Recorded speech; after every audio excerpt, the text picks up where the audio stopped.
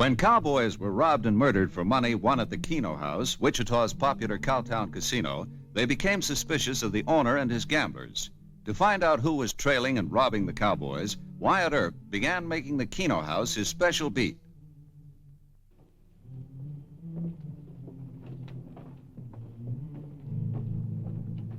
Everybody drink Frank!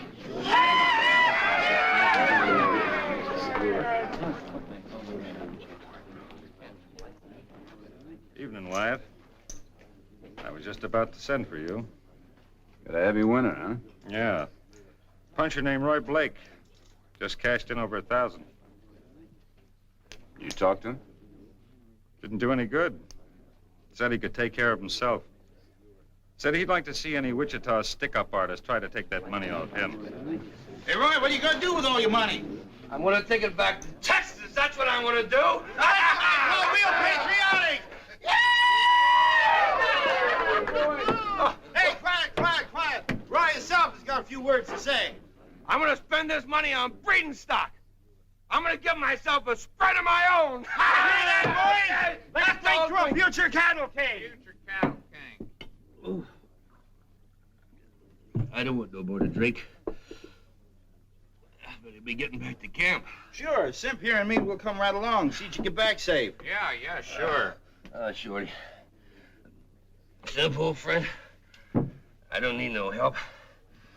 I can take care of myself. No, you're carrying a payload. You need protection. I need protection, boys. I have to have a bodyguard for all this money I want. Frankie, good luck, boys. Break the bank. Watch it, boy. This one I'll watch myself. Real pal, real friendly. That's what I'm gonna have. Here's my old pal. I'll buy a drink for your horse. Come on, get out of here. Let's go out to the ranch. I'm gonna buy something for everybody, boys. Come on, Sim, let's get up there. Rock riders, let's go. Come on, let's go. Get out of there.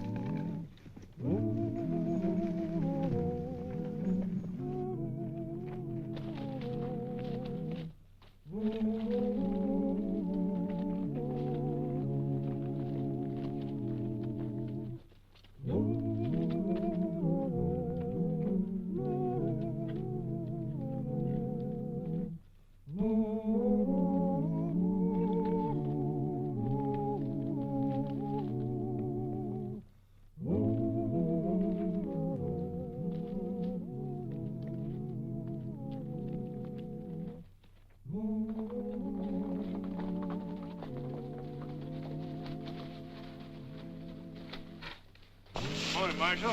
Morning. Yes, you're up early. I haven't been to bed yet. Been riding trail on a lucky cowhand. Oh, Blake? Yep.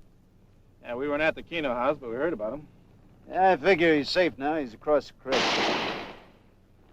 Must have reached camp and broke the news. Yeah, I guess so. I'll see you boys back in town.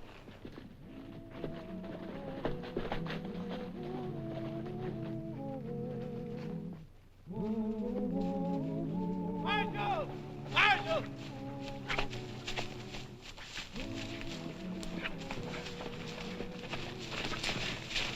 Blake's been killed. That's the shots we heard when we was talking.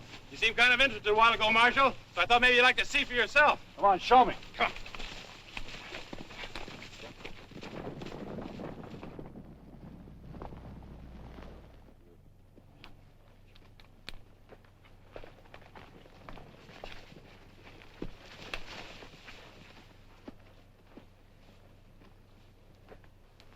Where'd you find him? Marshal was showing considerable interest a while ago. I let him see for himself.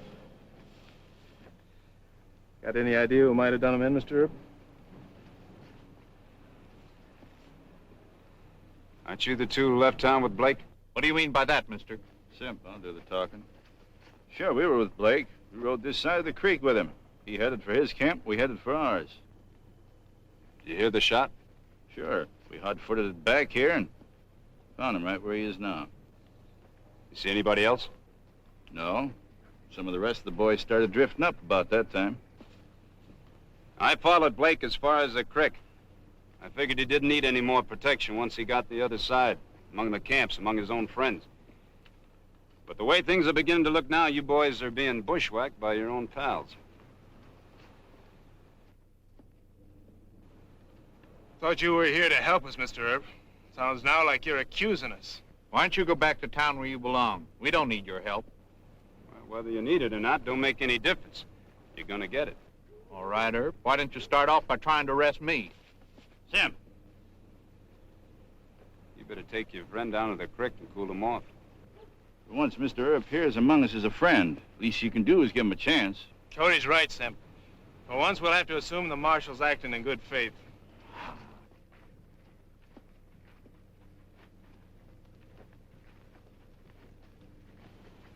What do you propose to do first, Mr. Earp?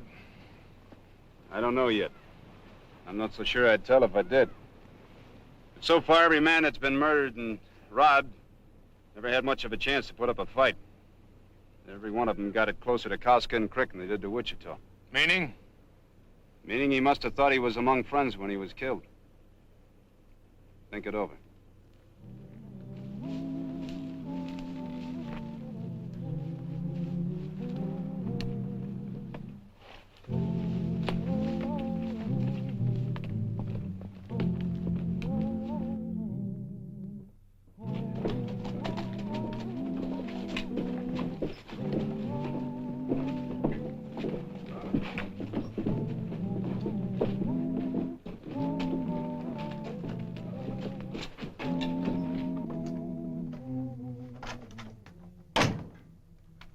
Mr. Earp here? Yeah, he's right over there.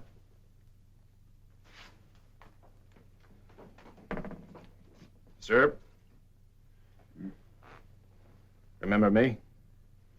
Oh, yeah. Yeah, sure, but I never did get your name, though. Jeff Burns. Please. Could I see you alone? Yeah, hey, fellas, let us have the room for a minute, will you? Yeah, sure.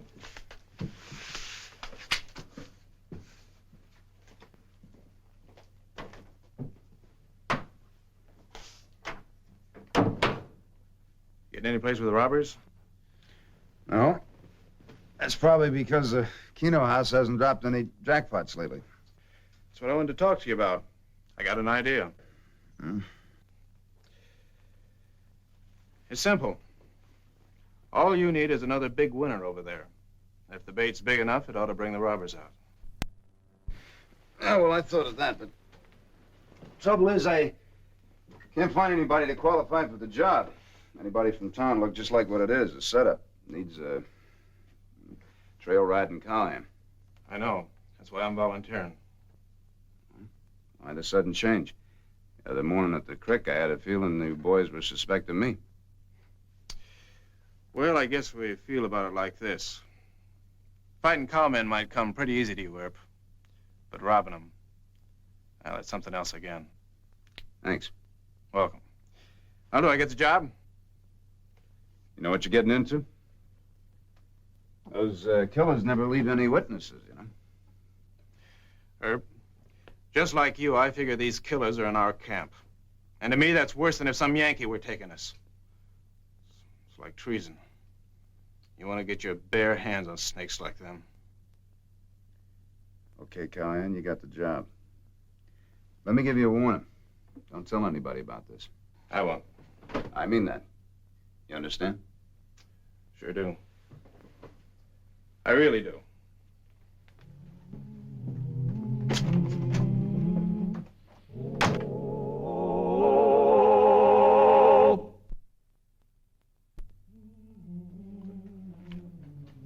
Seven wins. Seven again.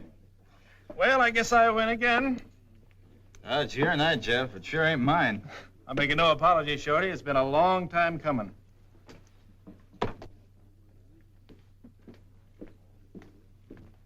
Good luck. Thanks. Feel kind of sorry for that cowhand. Came in here in his first drive this spring and almost broke the bank. Been trying to repeat it ever since. Beats me, though, where he catches the money to keep trying. Evening, Wyatt. Mr. Rupp? You all set? Yeah. He'll be cashing in soon. When he does, he'll be paid off with the marked money.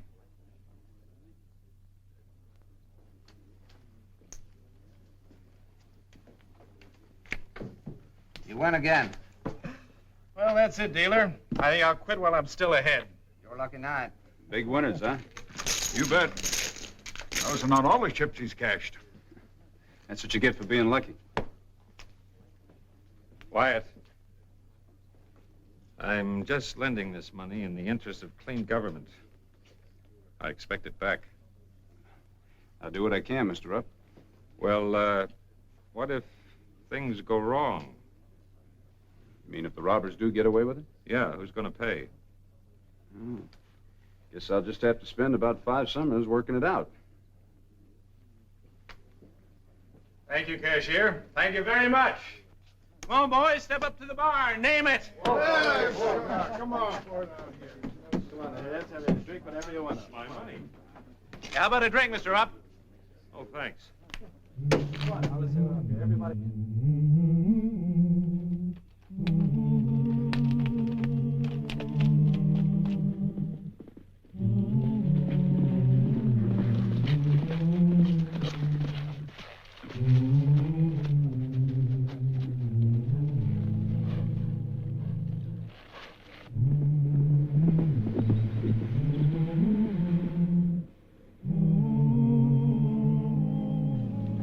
Shorty, Yeah?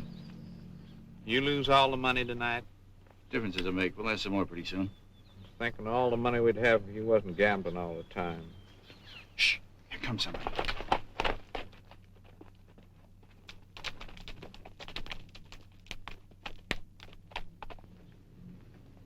How do we know Jeff's gonna be alone?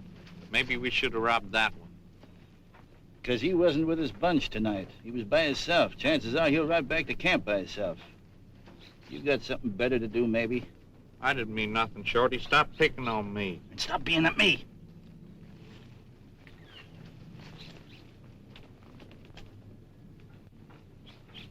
That looks like him. Well, we're going to make sure. Get off your horse. Why? Get off! Sam, you stay here and keep him covered. That's you, Jeff? Who is it? Shorty Dawson. In trouble? Simp's horse. He's got the colic or something. You know anything about sick animals? Not much. All right, get your hands on away from your gun. Simp! Get his gun. Okay, Simp, get him off the road. Get over there! Hey-ya!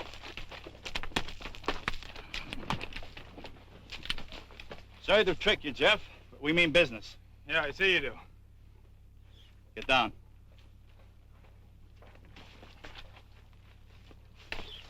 All right. Put that money in these saddlebags. I've seen some pretty low humans in my time, Shorty. But this beats them all. Yeah, it takes all kinds, don't it, Jeff? Search him, Simp. Make sure he didn't miss anything.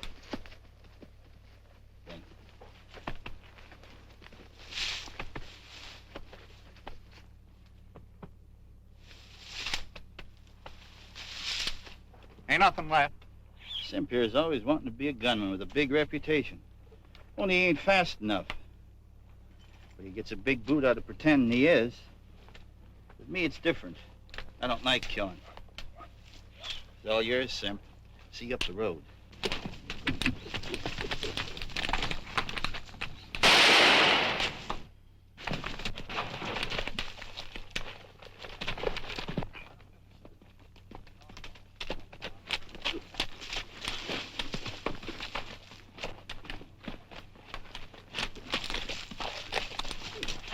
One again, eh, Simp? Yeah. You sure? Yeah, right through the head. You're improving. Well, let's get along. I knew it. That other fellow heard the shooting. All right, get off the road and head for camp. Hey, yeah.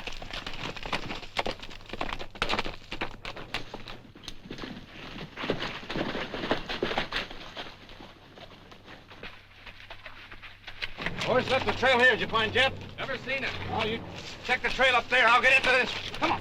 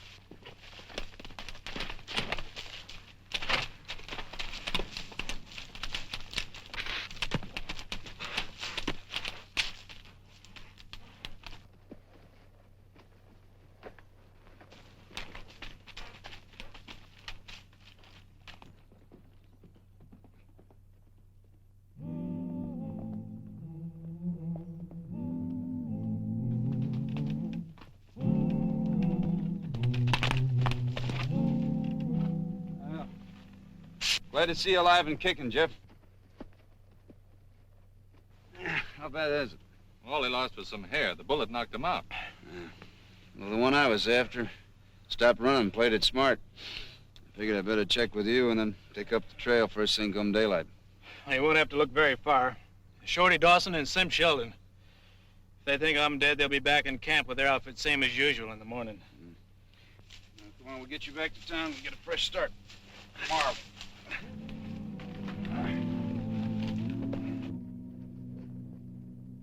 When this outfit moves, me and Simp are going to move with it. Month's enough time to see the sights of Wichita and lose all your dough. Yeah. Hey, who's that? I don't know.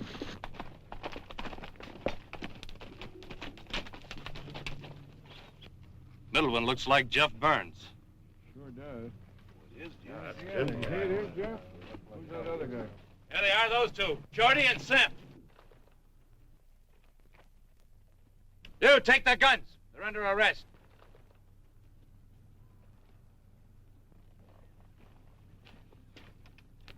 Those two robbed me last night and shot me up. They're the ones who've been knocking us cowboys off for the last month. You're hard to convince. Take a look in Shorty's saddlebag. The money he stole is marked in the corners with Whitey Rupp's initials.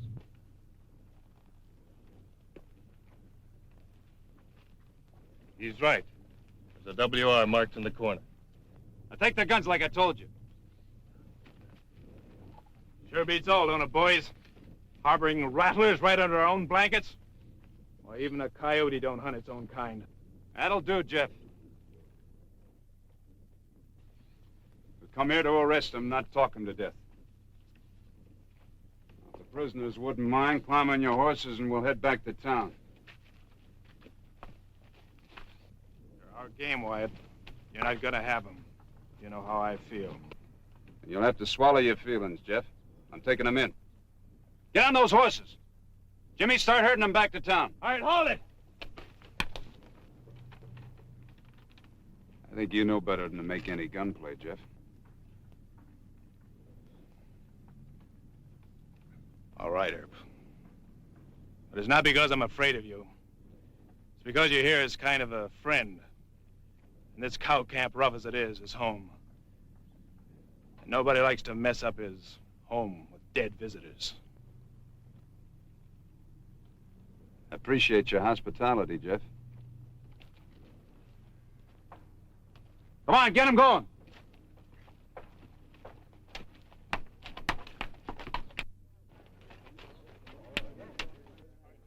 Herb! It's only fair to warn you. As soon as word gets around to the other camps about this, there won't be a jail big enough to hold them two. And we'll be coming in to get them. I hope you don't.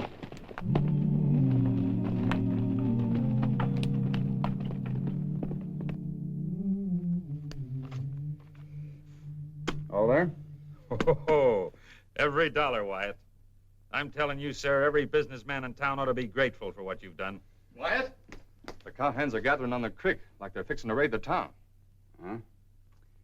Mr. Rupp, do you mind if I use your place for a meeting? Meeting? What for? I want to find out just how grateful you businessmen will be when I ask you to start shooting your best customers. Well, what's up? What do you mean? Thanks. Knew you wouldn't mind. A meeting? Now, wait a minute.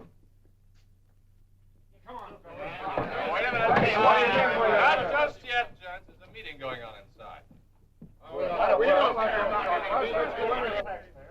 I don't see why we should run headlong into trouble. By your own admission, these criminals were caught red-handed. So let the cowhands have them. Above all, we don't want to bite the hand that feeds us. Much as this town needs the cowhands' business, Wyatt's right. We can't let them put this over on us.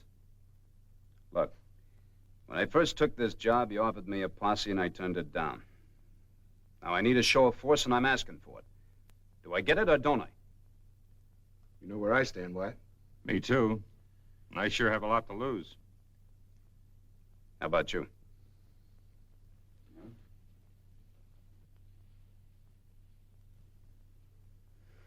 How about the rest of the businessmen? They're not here. I suppose that means they're on the fence. Well, if I don't get enough men, I'll go out there alone. And gentlemen, if I do that, I'm through. I'll either resign or I'll be dead.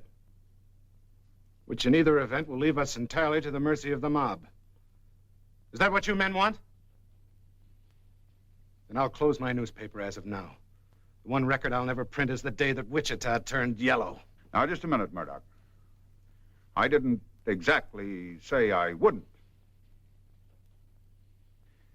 Well, what are we waiting for? Come on, let's go talk to the rest of the businessmen. Well, at least now we'll get an answer.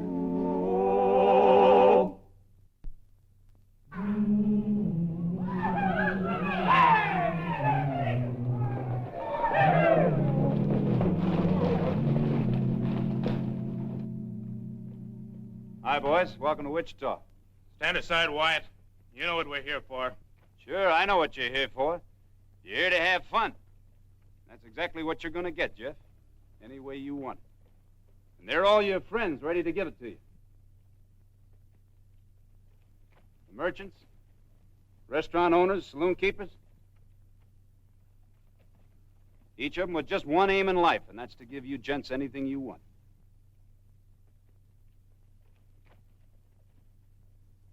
So it's up to you, Jeff. You and your friends. What do you mean it's up to us?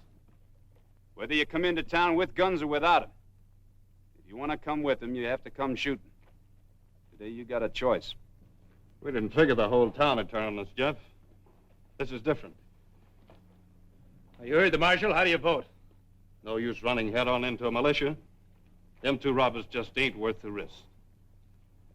Everybody feel the same way? Yeah! Come on, fellows, let's have fun. Where do you want us to leave the guns, Wyatt?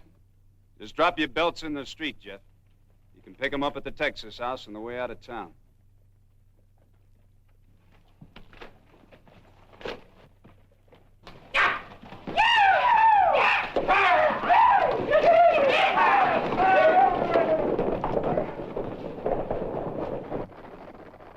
Come on, boys, give me a hand. After what just blew past, street cleaning's gonna look like nice, pleasant work. You're so right, Wyatt.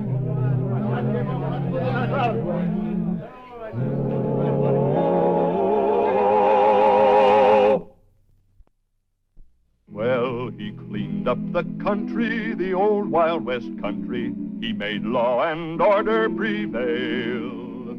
And none can deny it, the legend of Wyatt forever will live on the trail. Oh, Wyatt Earp, Wyatt Earp, brave, courageous, and bold. Long live his fame, and long live his glory, and long may his story be told. Wyatt Earp, Wyatt Earp, brave, courageous, and bold. Long live his fame, and long live his glory, and long may his story be told. Long may his story be told.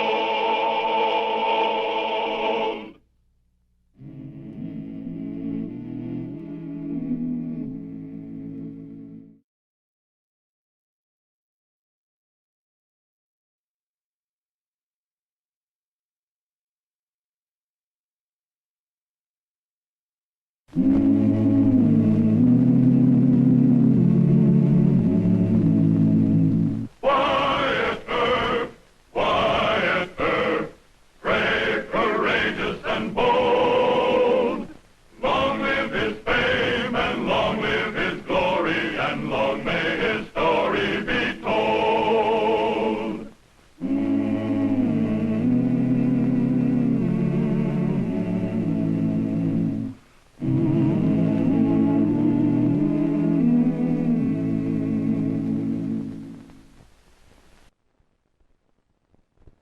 Wyatt Earp's greatest distinction as Marshal of Wichita, Kansas, was based on the fact that in 100 showdowns with armed lawbreakers, he preferred to disable an opponent rather than shoot to kill. But George Peshour, a renegade of such villainy that he was expelled from the Thompson gang of outlaws, managed to anger Wyatt into a killing temper. On the western frontier of 1875, Marshal Earp was considered reckless and foolishly quixotic to spare outlaws' lives at the risk of his own. And in the case of George Peshour,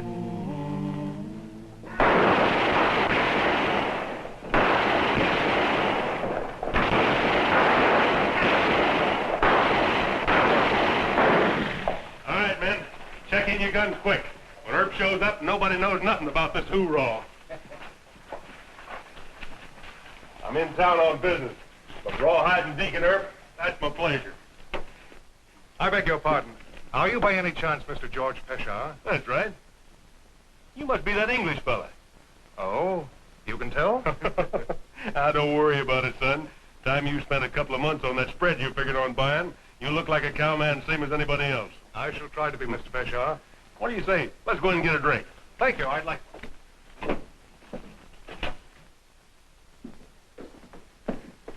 Well, if it isn't our Miss Prim. Sorry. We haven't one vacant room. Oh? Is your bar filled up, too? Come along, mister. I don't believe I remember your name from the letter. Evatt. Rodney Evatt. Ah. I don't like the name Miss Prim. Do you mind if I call you Miss Primrose? The guest is always right. Nobody ever gets anywhere with her, son. She's a mama's girl. Proper and prim. Well, I've been here 2 days, and this is the first time she's spoken. I thought customs were a little bit more breezy out here in Western America. Well, you didn't speak to me. Well, that's true, but I thought the lady was supposed to speak first. Hello, Mr. Peshour. Hello, Deacon. Son, this is Deacon Wyatt Earp, the big law and order man in this town. Marshal Earp, I've heard a lot about you. Who did that shooting just now? I wouldn't know. You wouldn't, huh?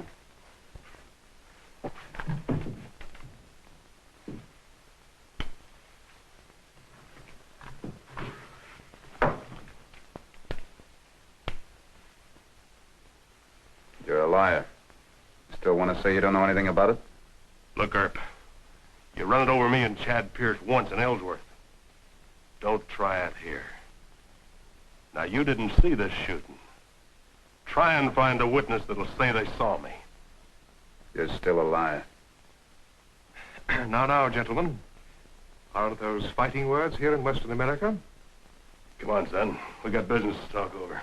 He's wearing guns. I'm not. I'll say that I saw him. Did you, Miss Coyle? No.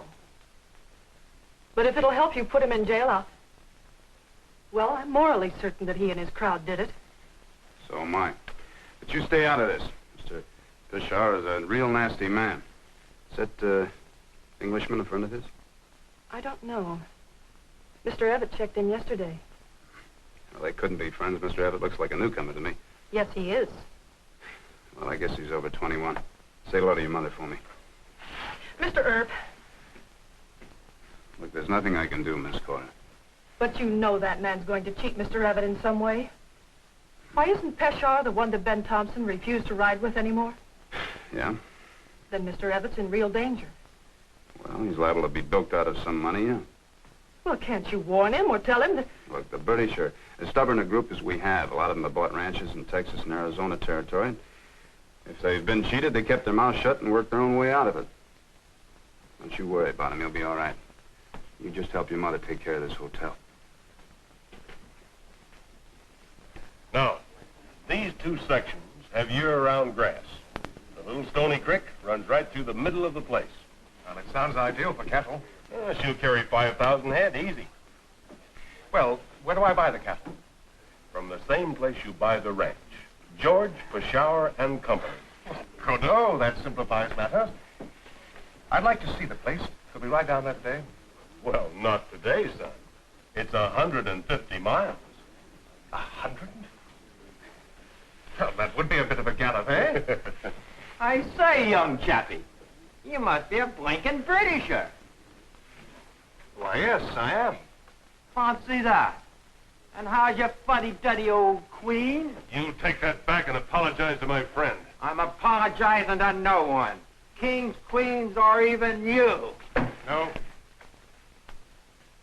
No, he's mine. Nor you.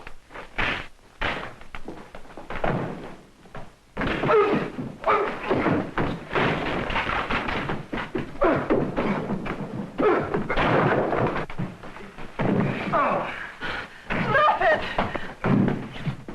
I'll fix you. No!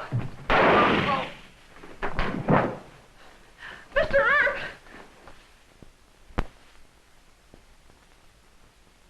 You killed him.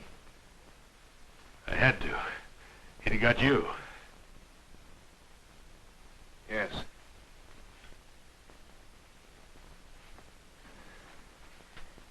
I don't know what to say. Thank you, man, for saving one's life is a... No, forget it, son. I won't forget it, Mr. Peshawar. I won't forget it. This man tried to shoot me. My friend here shot him first. Is that the way it happened? Mr. Everett and the cowhand were fist fighting. Then Mr. Everett knocked him down and he drew a gun from the rack. Mr. Peshawar shot first. With what? With this, You're under arrest. for saving my friend Everett. No, for not checking this. Marshal, it's obvious that... There'll be an inquest. You can tell your story then. Men, pick him up and carry him to Dr. Fabric's office.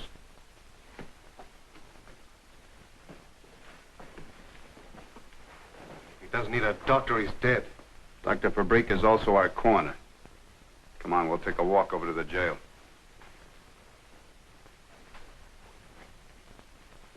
That marshal out of his mind. Mr. Peshawar saved my life, and now he's being arrested. It doesn't make sense. Well, you're the one who's addled. Addled? Oh? Peshawar's a killer. Why, he didn't care about saving you. He saw a chance to kill a man, and he took it. I beg to differ with you.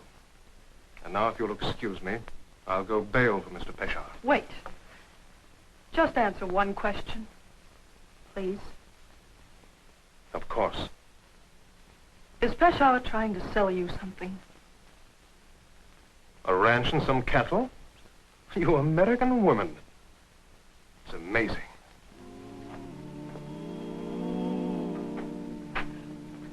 Cora. Yes, Mother. Lock the door, lock the door. Oh, this is dreadful. Right in our own lobby. Oh, we never should have bought this hotel. And you, poor child, had to see it. I don't see how you managed not to faint. Now, Mother, you know I never... What's to become of us? And of this hotel? Just business as usual, Mother. Oh, Cora, how can you be so calm? A shooting right in our lobby. But it's going to be a lot worse. What? I just finished talking to Jed, and he said that... Jed? One of our bartenders, Mother. Oh, yes, Jed. He's one of our bartenders. Yes. He said that Mr. Everett is going to buy a ranch and a lot of cattle for 10,000 pounds. Why, Mother, that's almost $50,000. Oh, well, that boy has an extremely rich family in England if he wants to buy a ranch. But, Mother, he's dealing with George Peshawar. Oh. Oh. Is he the man who shot the other man? Yes. Oh, but the ranch deal, Cora, that's simply a business transaction. What on earth's worrying you? Jed says the ranch isn't any good, and that most of the cattle were stolen. Oh, dear. We can't let Peshawar cheat Mr. Everett. What can we do about it? Mother, I want you to go to Mr. Earp. Ask him to investigate this. Me? Oh, Cora. But he'll listen to you. And then we can get Jed to tell him about Peshawar's ranch and the cattle. Oh, no. No, that's quite impossible. It wouldn't do at all. Well, why not? Well, it just wouldn't, that's all. Mr. Peshawar might think we were interfering and... Well, it just isn't a matter that a lady can discuss. All right. I'm not a lady. Cora! Oh, I can't bring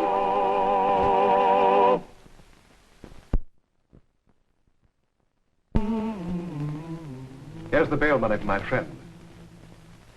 I don't know much about your American law, Mr. Earp, but I have the distinct impression that it follows most of the English statutes. Or am I in error? Mr. Evett, you're not in error. We derive from English law. Then any offense less than murder is bailable. True. But killing a man in a gunfight is murder, technically. I say now, Mr. Evett, that's not quite cricket. You heard Miss Cora admit. Mr. Evett, your friend's going to stay in jail until a coroner's jury exonerates him. Then it's obvious there's bad blood between you and Mr. Peshar. Look, he's a killer, a cheat, and a rustler. Or I could use more profane terms if you'd like. I suppose you have proof of what you say. Yeah, I caught him cheating at poker once. Now, that's only your word. Do you doubt my word? Mr. Peshar defended me at the risk of his own life. I think I should defend him. Seems to me I'm obliged, you know. Yes, I think you're a liar.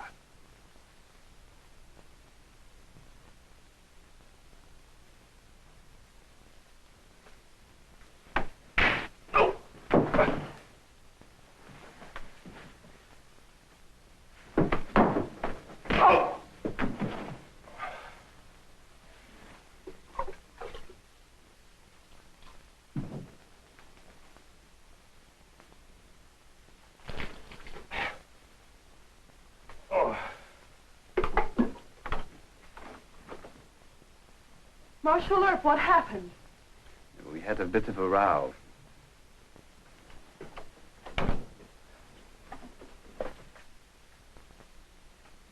Why did you pick on him?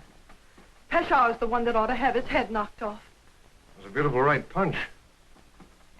Maybe I should have called you out with revolvers. Are you good with them? Not too bad. I shot for England at the Bisley matches. Miss Primrose. I am sorry. I vaguely remember the scent of perfume, but I thought I was in the land of dreams. You still are if you plan to deal with George Peshar. Oh? You agree with Mr. Earp? Yes. If you'd only listen, you'd understand why... I'm sorry. I'm being stubborn, I know. It's a bad habit with us British. We're loyal to our friends.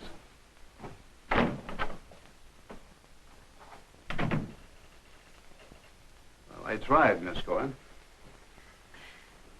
But Jed says the ranch is no good, that the cattle were rustled. Mr. Evett should demand proof in writing. Why are you so concerned? Well, it's nothing personal. It's just that he's a guest at the hotel, and, well, we always look after our guests. Now, well, take my advice and forget it. You mean just stand by and watch a visitor being cheated out of $50,000? Miss Cora, if he goes through with the deal and finds out that he's being swindled, he can always swear out a warrant against Peshar and sue him. Besides, there are an awful lot of Englishmen. Why don't you find yourself a smart one? Why, Mr. Earp, you don't think I'm interested in Mr. Evett? Yes, I do. Now, look, I told you back at the hotel to stay away and not make trouble with Peshar. Young England is going to stick with him to the last ditch. He'll break your heart. Good day, Mr. Earp.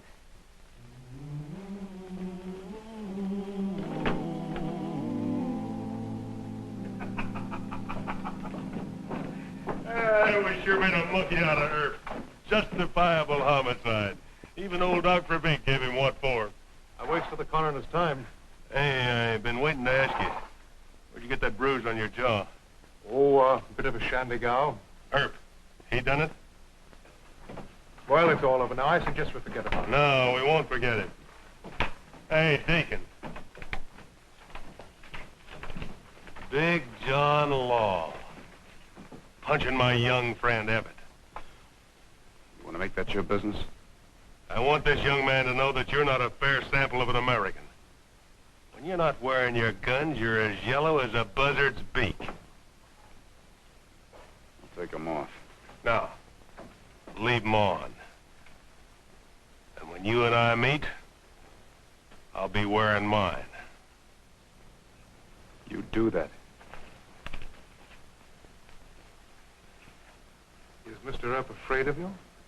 You saw the way he acted, didn't you? Didn't seem afraid to me. Looked like he was trying to hold his temper. Just bluff, son, bluff. When I'm wearing my guns, the man that's not afraid of me is a fool or an idiot. Now, come on. Let's go wet our whistle. Talk about that cattle spread.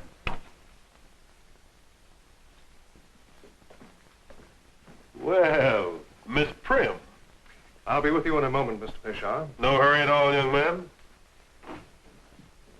I'd like a word with you, if I may, Miss Gill. Why, certainly. Is something wrong with our service? No, but there is something wrong with me. Oh? It's really quite important. Could we go into your parlor? Well, just for a moment. Mother's busy in the dining room, and I have to watch the desk. Just for a moment.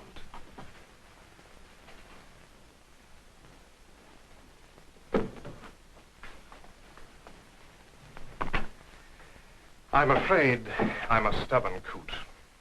Quite. But you and Mr. Epp wouldn't have warned me against a man unless you had what seems to you a good reason. No, we wouldn't. Well, what is the reason? Thought you had a tight hobble on that Britisher. What do you mean? Just straight into the parlor with Cora Gill. He'll be running back in here for a drink to warm him up after he's talked to her for 5 minutes.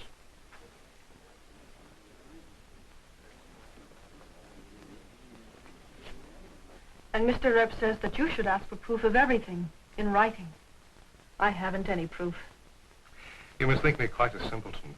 I had no intention of buying from Mr. Peshawar sight unseen. Well, I'm certainly glad to hear that. You see, the ranch was listed with Higby and Pelham in London. They're quite reliable brokers. He sent me a complete description of the ranch with photographs. Well, it's your money, Mr. Epp. But I must look at the ranch, you know. I mean, in justice to Mr. Peshawar. Tell me, do you plan to take much cash with you? I have given you a dreadful impression of stupidity. No, I carry a Bank of England drops. You're not stupid. Now, isn't that odd? What? Of how happy I feel just to hear you say, I'm not stupid. It's quite true, you know. I've been in love with you for the last half hour at least. Longer than that. Really? Excuse me, Miss Cora. Mr. Peshawar wants to see Mr. Abbott right away. I'll tell him in a few minutes. No. No, he mustn't get the idea You're that... quite right. You wait right here. I've got much more to say to you. And I've got a lot to think about.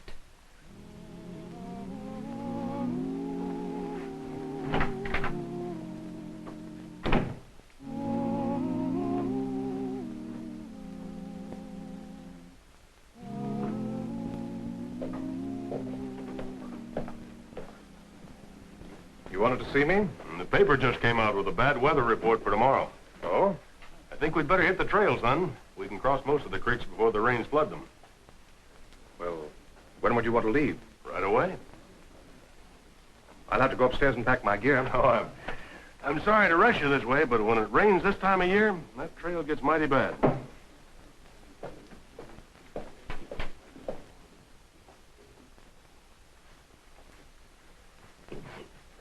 Earp and his fool laws. Oh, Miss Cora, there's bad weather coming up. Mr. Peshawar thinks we ought to go for the ranch right away. No. No, please don't go with him. Hey, what is this? Well, Cora and I have an understanding. What's the idea of telling him not to go with me? You're a cheat. And a crook. You've been listening to Wyatt Earp, huh? Now, look, let's not have any of this. I'll ask her. What else does Earp say? Earp doesn't say anything. I say it. Why, you stay out of this. I think not. No, he'll shoot. Fuck you. I want Earp. Where are you going? I left my gun in my room. You, going after him? Why don't you let me and the boys take the shower? You offered me the fight. But you're too sore at him, Wyatt. You might kill him. That's right. No, sir. Oh? A lot of folks heard Peshawar rawhide you. If you kill him, folks gonna say it was a grudge fight. You've been up against a lot of men as bad as Peshawar, and only wounded him or buffaloed him. Well, this is different. Why is it different? Because Peshar really hates me. The rest of them were just drunks or killers paid to do a job. Men in a corner like Ben Thompson. I just can't risk winging Peshar. But he'll be the first man you ever killed. Well, there's always got to be a first.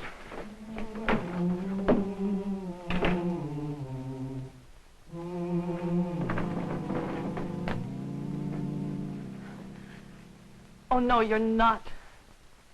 It's my job. It's not your job. The fight's between him and Mr. Earp. No, it's my fight. You can't do anything with a gun. Mr. Earp's been in 100 fights. He can take care of Peshar. You let him handle this. No. A man must shoot his own tigers. Well, you can't love me and do this.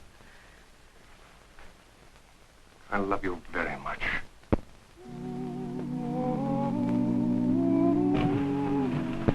Barney, you seen Wyatt Earp? No. Guess I reckon he's over to jail. Do you want to see him? Yeah.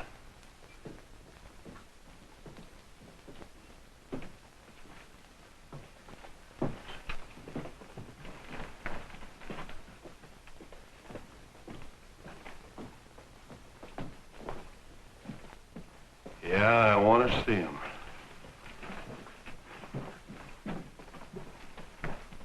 Keep away from me. Get out of range.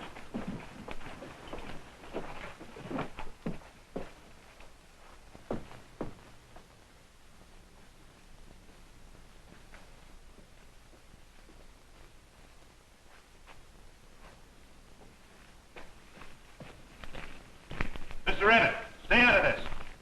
I don't want you, stupid. I want Earp. No, I'm your man. I don't know the etiquette of these things, Mr. Peshar. I advise you to go for your gun. All right. I'll take both of you.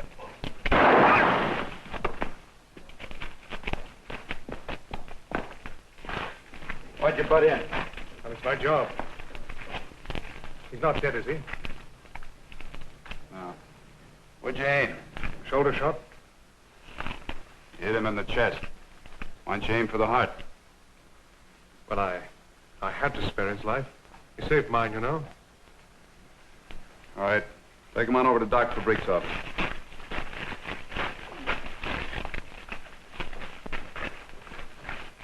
Give me your gun. Oh. Of course.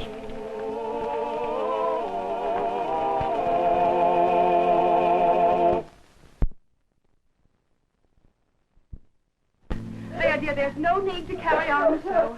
I told you, if we had stayed in Chicago... Oh, if we'd stayed in Chicago and I'd married Mr. Donaldson. Stop it! Stop it! Now, dear, if you had just listened to me... that English boy, did he get hurt? No, ma'am. Oh, thank heaven. There you see, Cora, now everything's going to be all right. Oh, I begged him not to go, but he went anyway. Mr. Evatt's a fine man. I think he saved Mr. Peshar's life twice. Saved his life twice. Well, he didn't kill him, and he kept me from temptation. Well, then, what did happen to Mr. Peshawar? Well, he'll live. He got shot in the chest. Miss Cora, I told you there were an awful lot of Englishmen, but I think you ought to stop looking. Did you put Rodney in jail? Have you no shame? A man who went out to meet a desperado. A man who might have saved your life. A man... Rodney. Oh, Rodney. Oh, Mr. Earp, you had him up your sleeve all the time. You know, he's so much like that boy in Chicago. Why, you know, I don't mean that Mr. Donaldson, though. But there's that other boy. Well, he cleaned up the country, the old Wild West country. He made law and order prevail. And none can deny it, the legend of Wyatt forever will live on the trail. Oh, Wyatt Earp, Wyatt Earp, brave, courageous, and bold. Long live his fame, and long live his glory, and long may his story be told. Long may his story be told.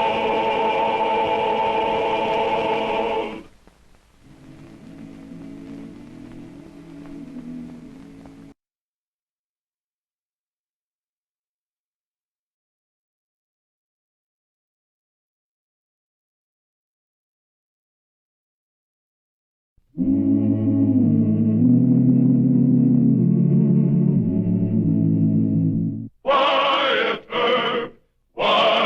Earp, brave, courageous, and bold. Long live his fame, and long live his glory, and long may his story be told.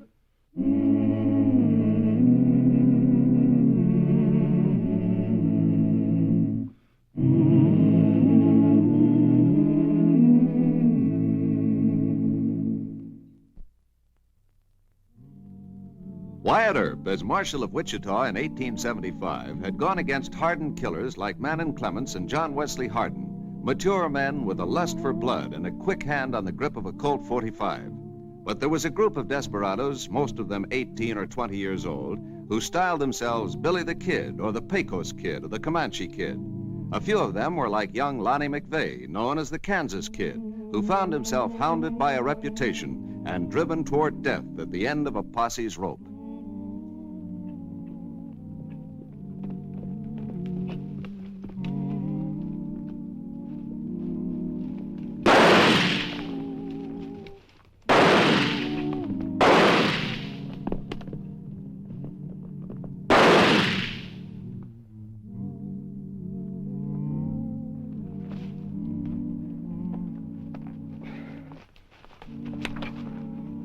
How bad is he? Not too good. We better get him to a doctor. Anything really new in the paper? Well, the Times of New York City is charging corruption by Tammany Hall. The French have asked President Grant if he'd like a statue. Of himself? No, a Statue of Liberty. They want to give it to us because we're the first republic. Oh, I think that's a very nice idea. How much would it cost? No, Martha, that's not the point. The point is that if they gave us... Lonnie! Yeah, it's me. Now, Martha, why have you come here? Used to be my home, didn't it? Lonnie, my boy, it's still your home. We've missed you so and waited. Martha? There's a posse after me. That's the only reason I came back. A posse? You expect us to hide you here? I always thought you were my father. Oh, now, John. We told him last time he mustn't ever come back. Oh, I... You agreed to it? I know, but why did you come here? Why is the law after you? There's something I didn't do. You see, John. No. He's a stage robber and a murderer.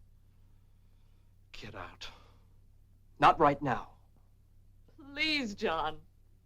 He can't expect us to hide the Kansas Kid from the law. Shut up. I'll hide myself. I don't want you to do anything but shut up. Ain't asking you. I'm telling you. Lonnie, not your own father. You practically threw me out. Ignored me when I was a kid. I don't owe you a thing. As far as I'm concerned, you're just any stranger. And this is just any house. You can't hide here. Who's stopping me? Plain common sense ought to stop you. That posse will report to Marshal Earp. This is the first place he'll search. He nor any other marshal don't know my real name. And you're not going to tell on him, John. You can't. He's our son. He won't tell on me. He knows what he'll get if he does. Turned my horse loose and made it here on foot. I'm dead beat. I'm going upstairs. The least you can do is give me a bed for the night. Considering you haven't much choice. Now, Martha, we agreed Lonnie, that... what are they after you for? They say I killed a man. They aim to hang me.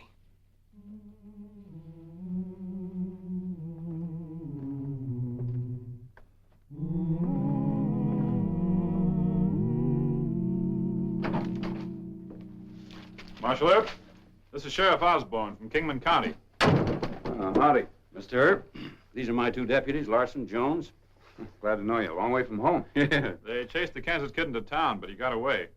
Oh, how? The kid shot Danny Ober just as we were overtaking him outside the city limits. We had to stop, take care of him. He's over at the docks now. Doc Fabrique's a good man. Seemed to know his business. Sit down, gentlemen.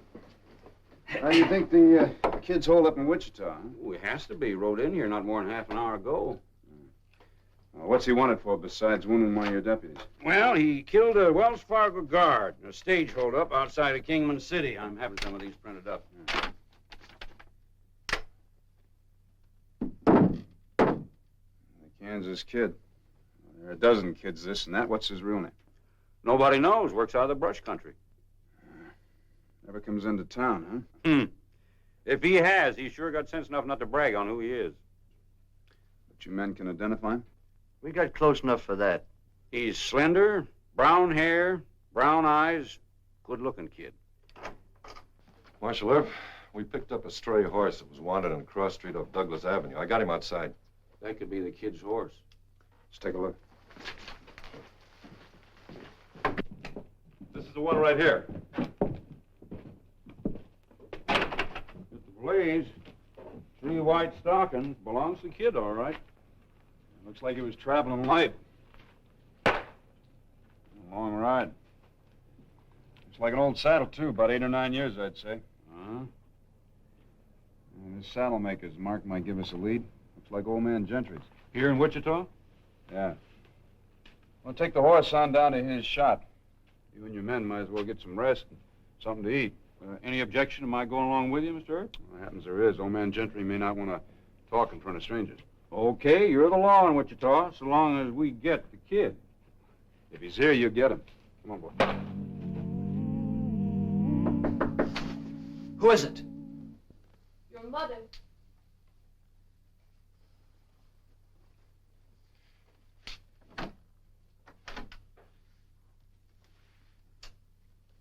Where's the old man? Did he go to turn me in? I don't know. I was born in this house. I might as well die here. If you're innocent, as you say, you should give yourself up. Stand trial, I suppose. Yes. They've tagged me with enough jobs to hang me 9 times. We know Marshal Earp. He's a decent young man. He goes to our church. Awful fast with a gun, I hear. He'd treat you fairly. I'm good with a gun, too. Guns. That's how it started. You were smaller than the boys your age. You thought you'd be even up with guns. I evened up. Your father would have stood by you. The morning you ran away, he'd gone to hire a lawyer. What have you done now? What have you brought to us? The old man's walking around in the yard. Guess he can't make up his mind to turn me in. I want you to make up your own mind. Go to Marshal Earp and tell him you're this Kansas kid. Too late, Mom. It's never too late to... To go to prison? I could take that for stage robbery. But you don't know what it's like to have a reputation like mine. They accuse me of holdups I was miles away from, of shooting men I never saw in my life. Every crime that's unsolved, I did it. I'm the Kansas kid. And proud of it. Not anymore. Then go to Marshal Earp. Tell him what you've just told me. Mom, I never could talk to Papa. But I used to be able to tell you things. Tell me now, Lonnie. All right. You ever hear of lynching? Yes. Earp would hand me over to that posse. They'd hang me on the trail.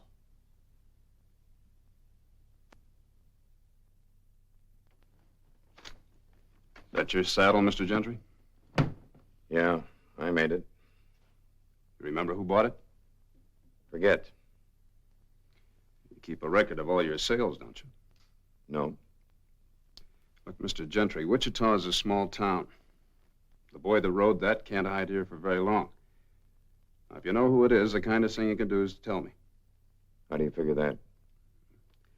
Some men from Kingman County are after him. I can vouch for me and my deputies, but if the other crowd spots him first, I can't vouch for them. Your memory improving? You wouldn't want me to remember, Wyatt.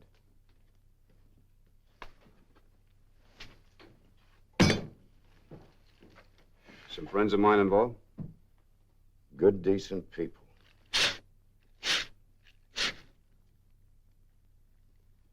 Withholding information.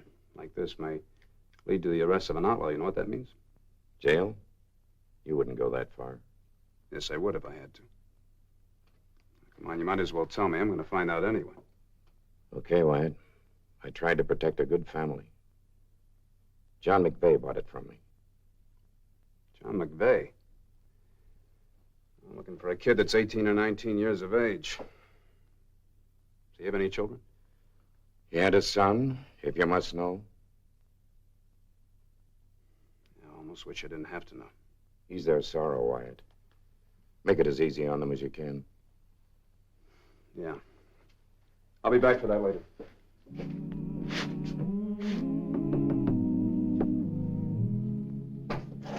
Oh, hello, Wyatt. Come in. Evening, John. Won't you sit down? Oh, thanks. Is your son at home? Wyatt. Look, I know you want to lie to me. I couldn't blame you much if you did. He said he didn't kill the Wells Fargo guard. Well, maybe he didn't. I'm not trying to make excuses for him. People blamed his mother and me. They always blame the parents when a boy goes wrong. Well, they shouldn't blame his mother. I'm the one, I guess. Always on the go. Ohio to Illinois, Illinois to Kentucky, and then out here. Scratching for a living. And forgetting, I guess, that my boy needed a little of me. And every time he needed me, Wyatt, I wasn't around. Ain't much feeling between us, I guess. And heavens knows there ought to be. I still don't know the whole answer between him and me, but Wyatt, save him for us if you can.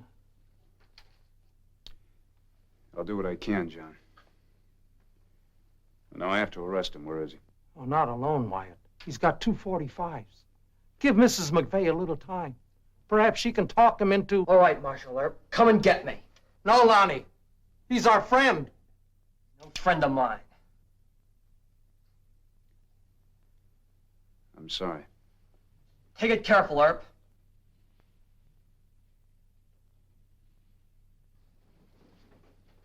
Don't shoot him. Aim at me. Finish what you've started, Lonnie. Mom, that was a crazy thing to do. I might have pulled the trigger accidental. Not so smart of you, Mr. Earp. Why didn't you jerk your guns before you came in? Well, this is your home, Lonnie. I didn't think you'd want to do any shooting in here. My home? Sure. Ask him. I want a fair trial for my son. You promised that, Wyatt. Of course. Come on, Lonnie. Before I turn you over to the posse, you and I will have a long talk. Come on.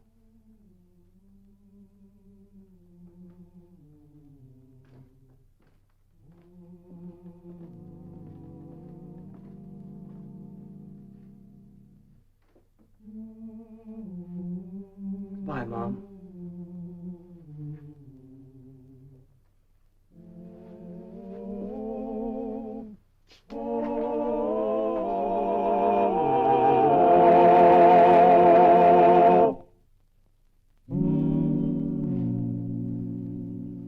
You deny you took any part in the Wells Fargo robbery near Kingman City, huh? Yes. All right, I used to work for Wells Fargo. Think I better get a telegram off to Ed Beatty in Topeka. He's their special agent for Kansas. What good will that do? You have to turn me over to the Kingman County officers anyway. Not tonight, I don't. Well, give me the rope as soon as you do. You think they're gonna lynch you? What makes you so sure of that? I know Osborne. Look, you wounded one of his men. He's pretty sore about it, and he's got a right to be, but that doesn't make him a lyncher. Have it your way. I want you to give me an honest answer to one question. Did you ever kill a man? No. I shot up several, but I never killed anybody. All right. What difference does it make? Makes the difference between a sentence for armed robbery and the rope. That's quite a big difference to your folks. They don't care. They care very much, more than you deserve. Oh, sure. Don't you play tough with me. First time you get into real trouble, you run for home. Well, what'd you expect to find? Strangers, a mother and father that hate you? I don't know. You found your parents. Good people that love you in spite of everything you've done. If I didn't think you were sorry for the pain you caused them, I wouldn't even waste the cost for a telegram. Ollie! You put this prisoner in a cell by himself. I'm not going to book him yet, and I don't want any word going around town about it. You understand? Yes, sir. I'm going to go down to the Eagle office and send a telegram by press wire. I'll be back in 10 minutes. As soon as I hear from Wells Fargo, I'll get word to your folks. Otherwise, I won't be sleeping tonight.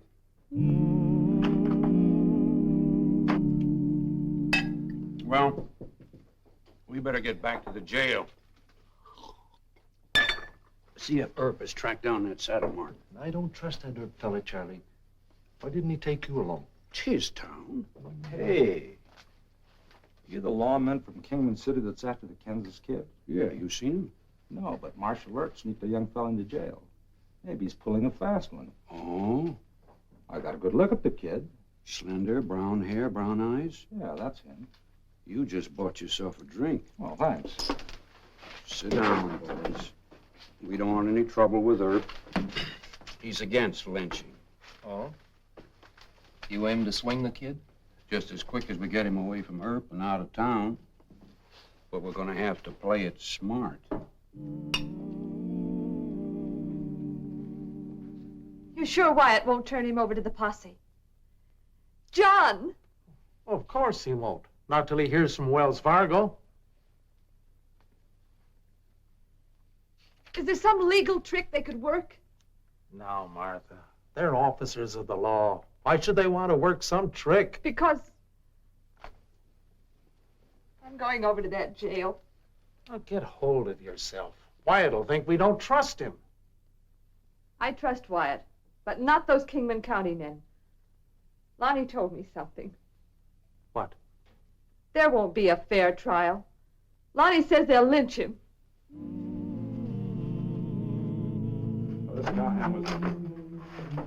What's a big conference? Wyatt, there's some wild talk I think you ought to know about. What's that? Cowhand in the Texas bar is telling us that the new prisoner's the Kansas kid. You can't keep a cowhand from talking. Yeah, but Marshal... Here you made an arrest. The fellow told me he recognized the prisoner as a boy used to live around here. That's right, Mr. Osborne. Name of Lonnie McVeigh. Well, I guess I ought to take a look at him. Sit down for a second. Lonnie admits to being the Kansas kid. Say, fast work, Marshal. Yeah, but he denies pulling the Wells Fargo job. Sure. Denying it, what's he got to lose? You believe him? This wire just came from Ed Beatty. He's a special agent for Wells Fargo in Kansas. I wired him asking if he was positive the kid pulled the job. Uh-huh. Well, all he says here is that his men on the case have some doubt. Yeah, well, I know Ed Beatty. He'll check with the Pinkertons. You know, there's one point we both forget. What's that? McVeigh claims to be the Kansas kid. But is he? Yeah, that's right. Well, maybe I ought to take a look at him anyway, just to make sure. All right. I kind of hope he is bragging. Stand up, Lonnie. Well, I don't know. I'm not sure. Turn around, son. You know me, Osborne. I never saw the kid in good light close up. Tell him to turn around. Look, he's got to identify you. It's important. All right. Well, I sure couldn't swear to it. Maybe you ought to have my boys in here to take a look at him. They get a better look at the kid? Well, Larson did. You know, it'd be a long haul back to Kingman with the wrong man. I thought you were going to telegraph Wells Fargo. I did. They're checking with the Pinkertons. Are you still claiming you're the Kansas kid?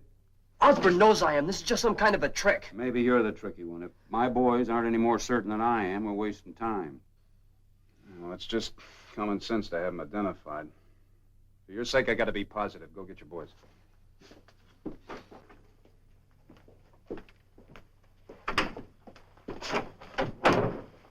Mrs. McVeigh is here. I asked her to wait in there. I think so. That's very smart thinking. I want to make the rounds. Right. See you later. You bet.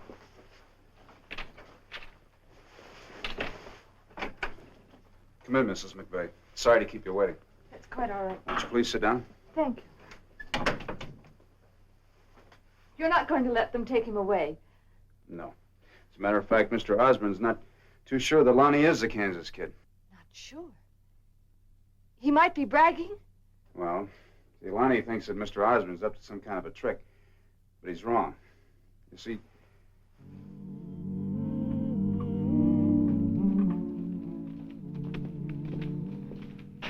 Herb doesn't suspect a thing. There's only him and the two deputies. He thinks we're coming in to identify McVeigh. Now play it easy and casual till I give the word.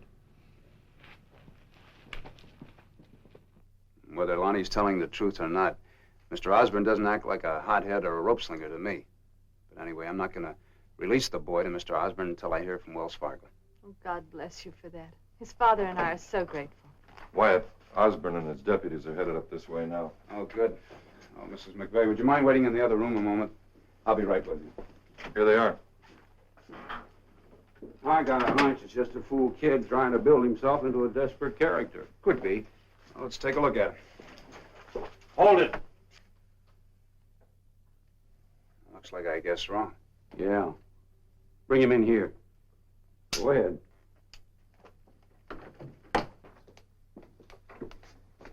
Get the keys. Get them. Go on, Ollie. You're not going to make this work, Osborne. It's working. Lock him up. I told you about him.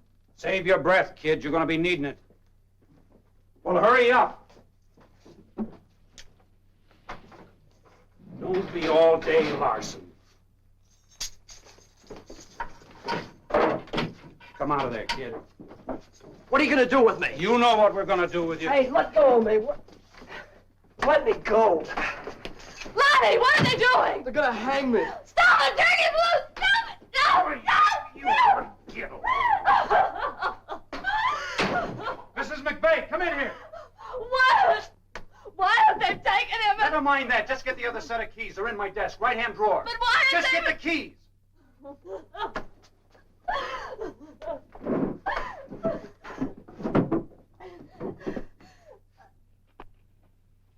Kansas kid? Yeah, they're all alike, screaming his head off. Your marshal caught him. We're taking him back to Kingman City. Where is Marshal Earp? Oh, he's taking care of a brawl in some saloon. You hear which saloon? No. I better go check.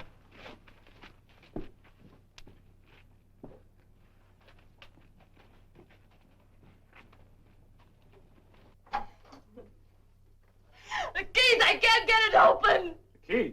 What are you doing, Mrs. McVeigh? They've locked Marshal Earp in there and they've taken my boy and I can't find the keys! Hurry up. Hurry, please! Mrs. McVeigh, you go home and stay there. Paul, grab a shotgun. Right.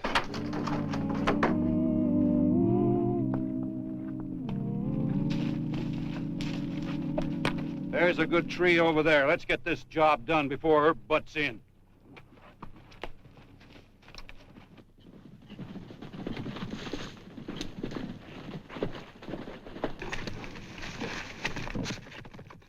Larson, be sure that's tied off good.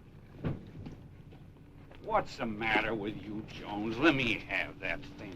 You don't know how to do anything. I never saw such a guy. All you gotta do is get in the right place. Look out, manager! What? Give it out!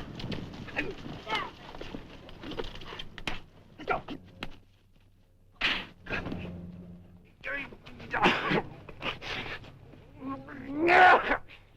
Kinda hate to let you down, Mr. Osborne. Mr. Earp, we weren't intending to hang the... Oh!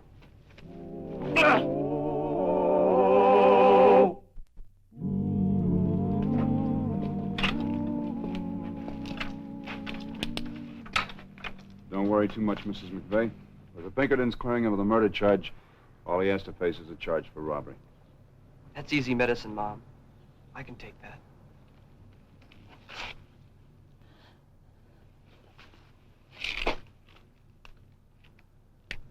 Dad?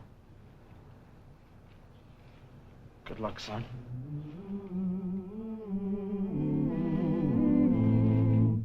Oh. up the country, the old Wild West country. He made law and order prevail, and none can deny it. The legend of Wyatt forever will live on the trail. Oh, Wyatt Earp, Wyatt Earp, brave, courageous, and bold.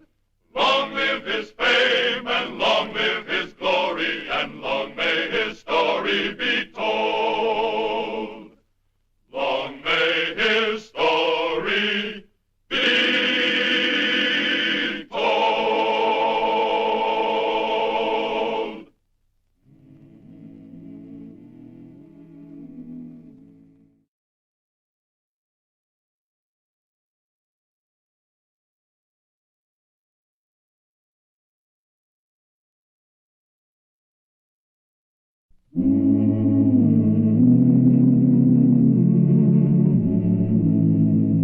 Wyatt Earp, Wyatt Earp, brave, courageous, and bold.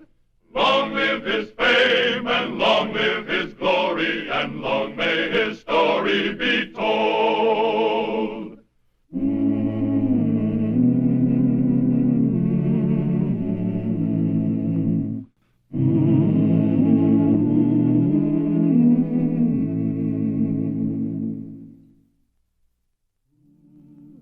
As the gypsies have roamed alien lands through the ages, so they ventured early to our western frontier.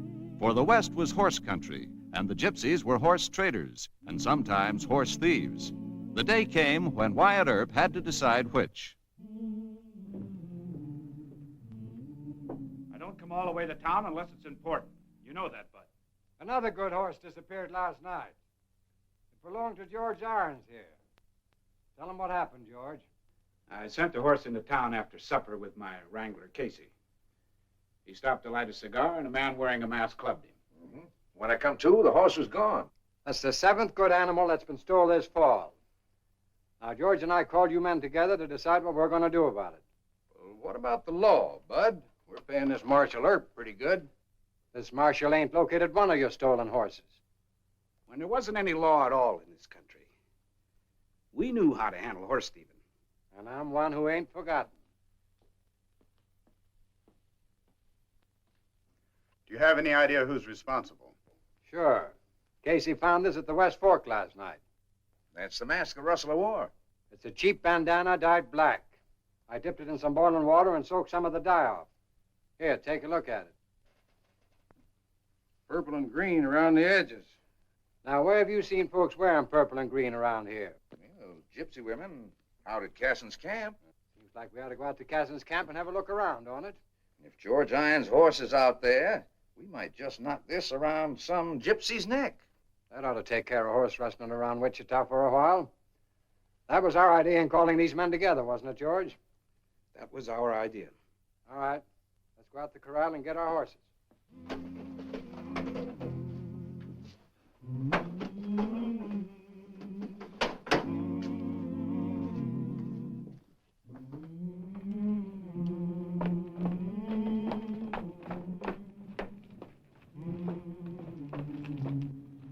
Morning, Mr. Irons, Mr. Creel. Morning, boys. Morning, Marshal. You riding out somewhere? Is that any of your business, Earp? I hope it isn't. Well, it ain't, so get off my corral gate.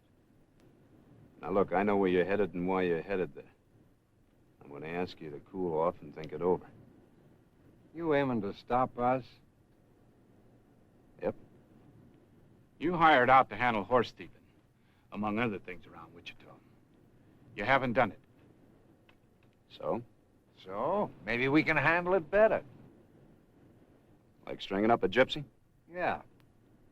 If he's the one that slugged Casey and stole George Irons' horse last night. Well, that'd be murder, Mr. Creel, the way you're going to go about it. Even if we can prove he stole my horse? Well, you prove it to me, and I'll put him in jail. Then you got to prove it to the judge. That's the law. And this is my corral, and we're coming in to get our horses. I shouldn't wonder you could do it. There's enough of you. But how many will there be when you get on the other side of this gate? You can't bluff me, Earp. Well, I'm not trying to bluff you, Mr. Creel. I'm just asking you to stop and think whether any horse you ever rode is worth a hole in your shirt. Or one in yours, Mr. Irons. Your family can get along a lot better without that horse than it can without you. Are we gonna let him buffalo us? Mr. Casey, you want to be the first one through the gate? I ain't gonna let no young squirt back me down. Put up that gun. Give me an even draw. All right.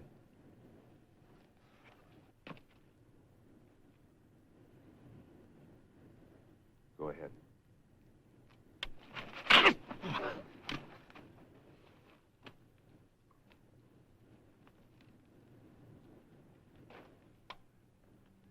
Take him over to Dr. Brick's office. I'm going to ride out to the gypsy camp, see if they got any strange horses in their string. All right, Marshal. We'll try it your way. Just once more. I advise you to get rid of those guns. They're a heavy drag on the ribs.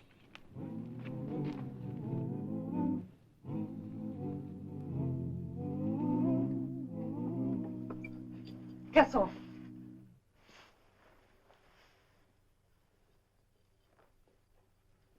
Hello, Marshal. Morning, Hassan. Anna. Good morning, Mr. Earp. Would you like some coffee? Didn't come for coffee, thanks. I'd like to talk.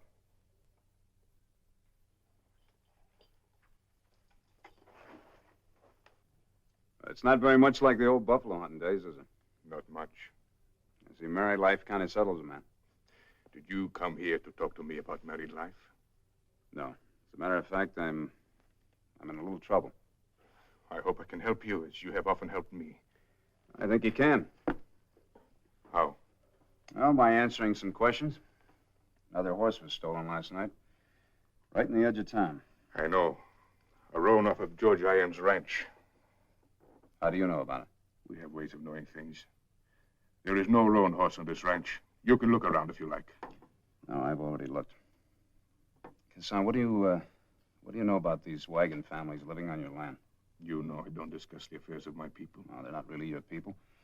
Now, since you married a wife from Ohio and homesteaded this land, you haven't been riding with the wagons. I respect their customs.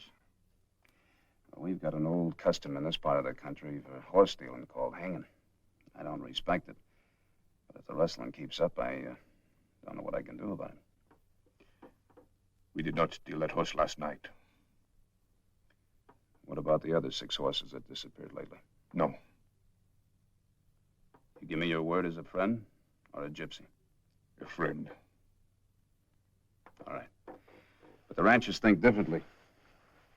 They found this mask on the West Fork Road last night near where the horse was stolen.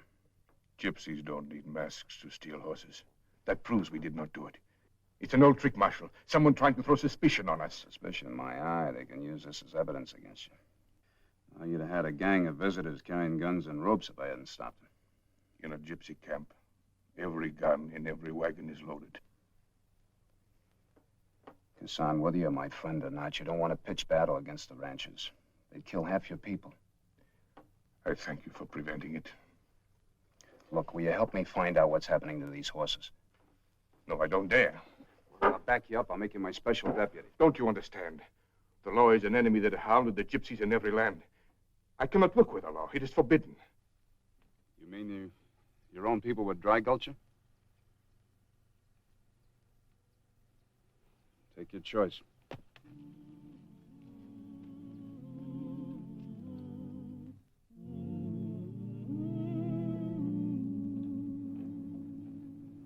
Here he comes.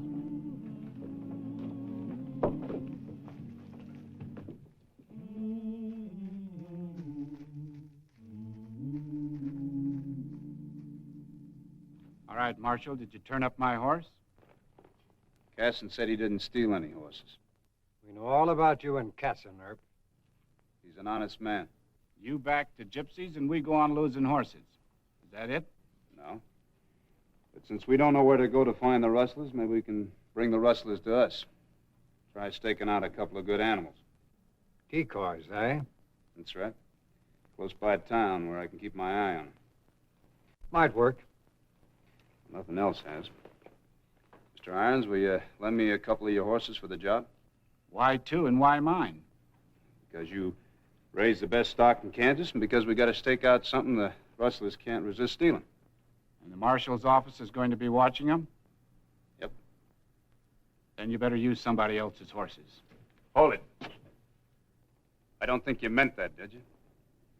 I don't think you meant that I'm in on any deal that might lose you your horses.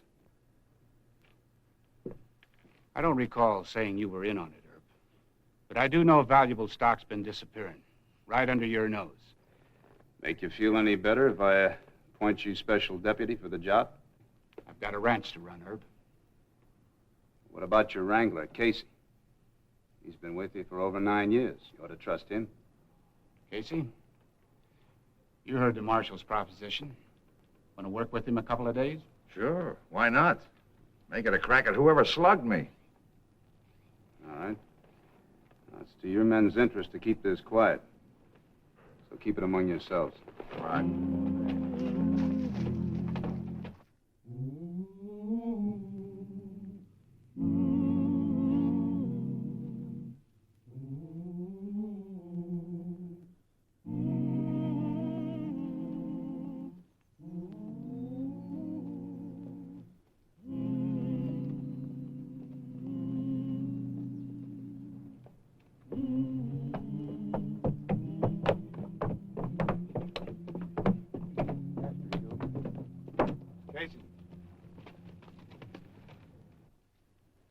See anything on the road in? Yeah, jackrabbits. Yeah, nothing moving around here. That's where he was, Wyatt. Hiding under that bridge. The man in the mask that slugged me. I've been staked out here since about dark, waiting for him. They're playing this one close to the vest. Casey, you go turn your horses loose in that field over there. Yeah, I know. Irons told me. Anything to eat? Nope. Well, I'll bring you some dinner. Yeah. Go ahead. Go ahead. Thank you.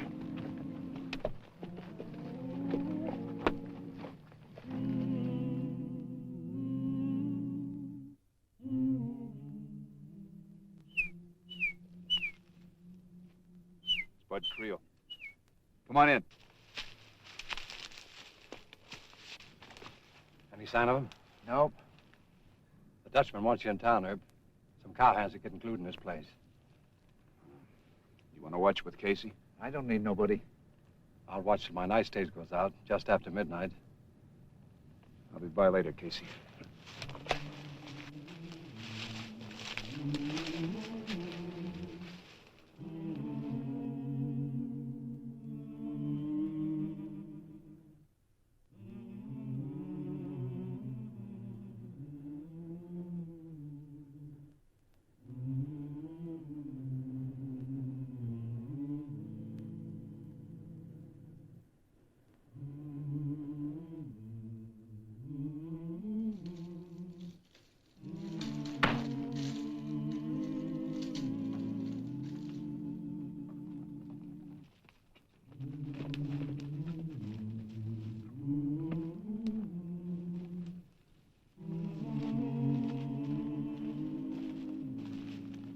Casey. He's dead. They got your horses, too, George. And where's that marshal? Forget the marshal. Let's trail those horses. How'd you mark their shoes? We didn't. Casey took their shoes off, so whoever stole them couldn't ride off fast. It'll be easy to track them barefoot. Come on.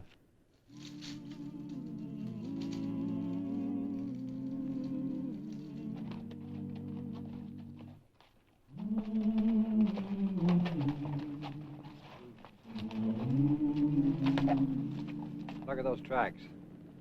They had them tied out here. Look at these. They'd ride into Casson's camp.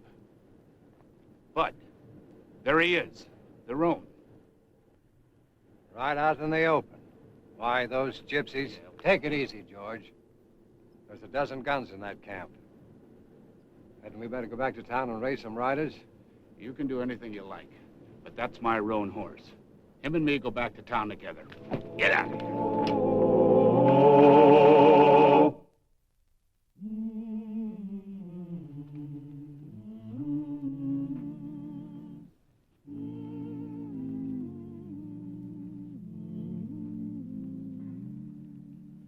Don't go near that horse. We'll have trouble. two go on back to town. What are you doing here? Earning my wages. I found Casey dead about an hour ago. Tracked your horse to Casson's waterhole. The horse was brought dead before dawn by someone trying to make it appear that we had stolen it. I wouldn't talk too much, Casson. What you say can be used against you. Or against you, Herb. Yeah. What about George's other horse, Marshal? I wouldn't know about that. But right now, if I were you two, I wouldn't pick a private fight. Take a good look around you.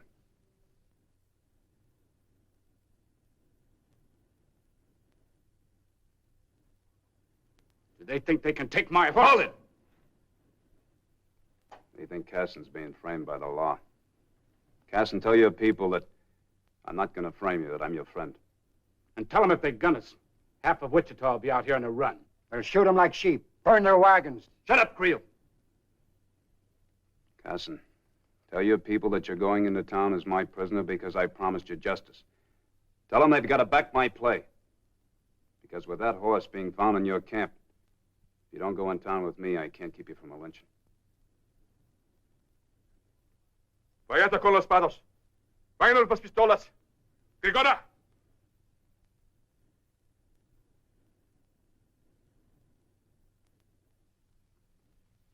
All right, you two go on into town. We'll be right behind you.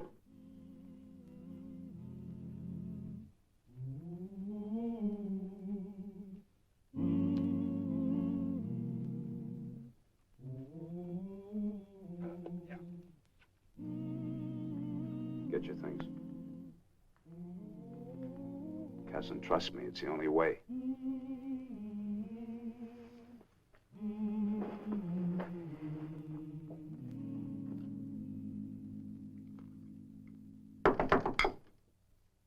Who is it? Annie Casson. All right. Sit down.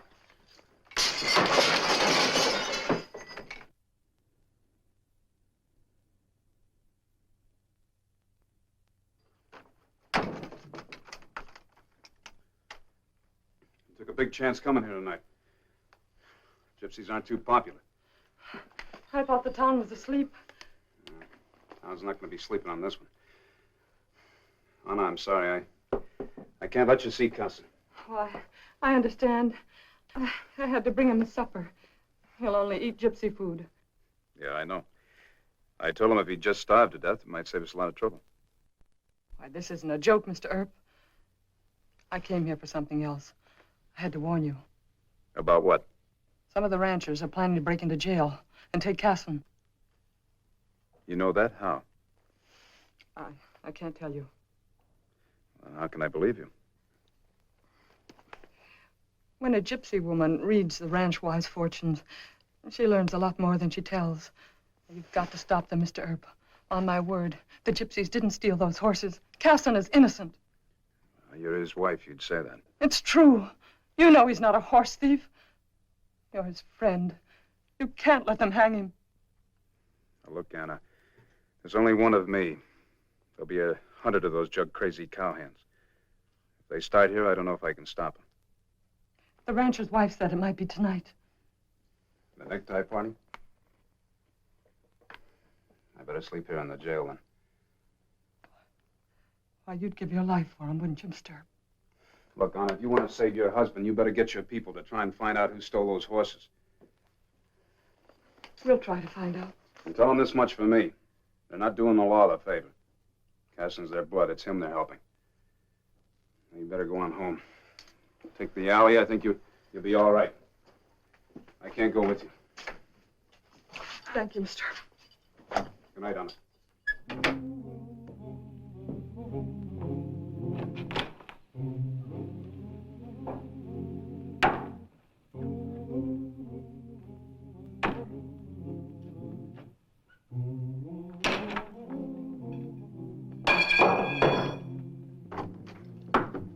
Why? Things are kind of piling up on you. Uh-huh. They're really piling up. They say they'll force your resignation if Casson doesn't hang or if one more horse is stolen. Yeah, well, one more horse has been stolen. What? Roan belonging to George Irons, the evidence against Casson. That horse was in your custody, locked in your stable. Oh, I know it. Last night while I was on guard duty, somebody pried the steel bar off the stable and the roan's gone. Where were your deputies? I only had 2 of them yesterday. Listen, I'll serve White if you want to swear me in. No.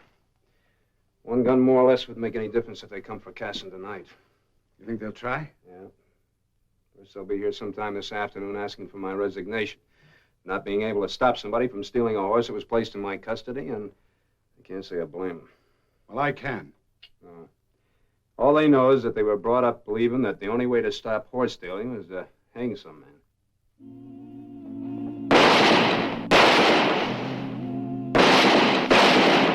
They're breaking windows, trying to decoy me outside. Don't worry, I won't leave the jail. Town can pick up glass off the streets, but not blood. Get away from that window.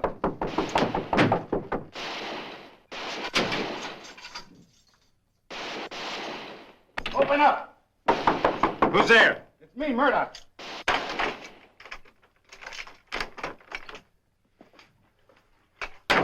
You wanted over at Doc Fabrique's. You know I can't leave here. It's Casson's wife. She's hurt. Some drunken cowhand turned over a wagon. She said she's got to talk to you. You stay here. Lock the door behind me. He's leaving the jail. Keep your eyes on him. I'll report to Bud Creel. Go around the back.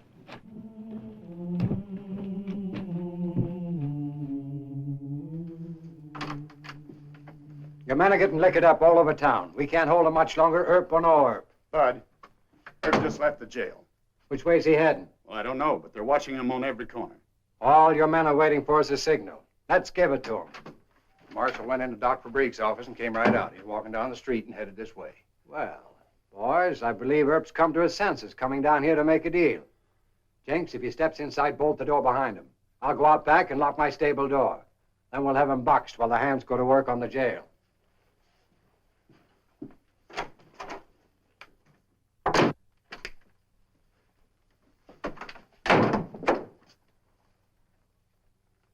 Welcome committee, huh?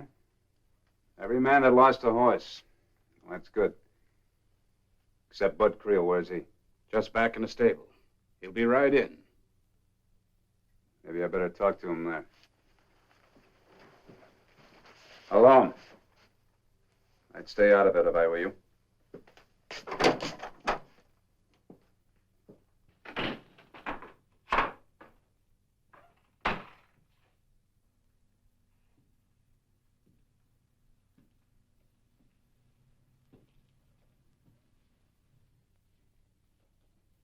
Well, Mr. Earp, so you're quitting on your gypsy partner. No, not just yet. What'd you come down here for? Resign or make a deal? I came down here to get George Iron's horse. You mean the one someone stole right out of your own stable last night? You stole that horse, Mr. Creel. Me? That's right, you. Only you hadn't had time to run him out of town yet. He's accusing me of rustling those horses. That's right. You hid him out here in this stable until your night stage left. Then your drivers ran him south. That's how all your stock has been disappearing, gentlemen. Right down the open trail on Mr. Creel's stage run. At night and under harness, where nobody'd ever think to look for a stolen horse. You got no proof of that, Earp? I guess you'll be surprised to know I got it from the gypsies. From the gypsies? That's right. Last night, they spotted your 2 stolen horses at Creel's first relay station south. I just got the word. And you take the word of a lying gypsy? That's no proof.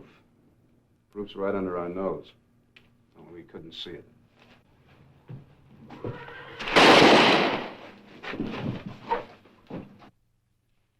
Where'd he get his gun? There's your roan, Mr. Irons.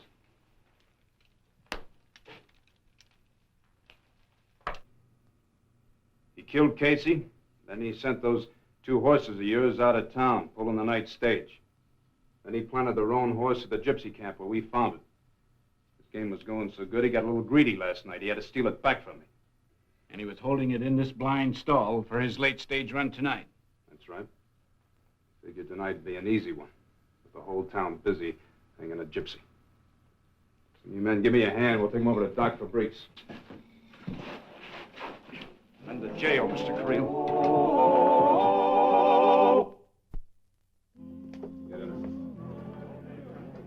What's happened? Got a more important customer. Got to turn you out.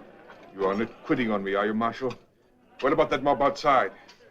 Anna cleared you, Casa. She's waiting inside. Go on, get in there. Yeah. What about that mob outside, Herb? They're liquored up and they're carrying a rope. You ought to know. You gave it to them. Yeah, listen. They're sure hankering for a horse thief. You're not going to let him come in and get me, are you, Herb? No. That'd still be murder, Mr. Creel. What are you going to do? Guess I'll just have to sleep another night in jail. Good night. Well, he cleaned up the country, the old Wild West country. He made law and order prevail. And none can deny it, the legend of Wyatt forever will live on the trail. Oh, Wyatt Earp, Wyatt Earp, brave, courageous, and bold. Long live his fame, and long live his glory, and long may his story be told. Long may his story be told.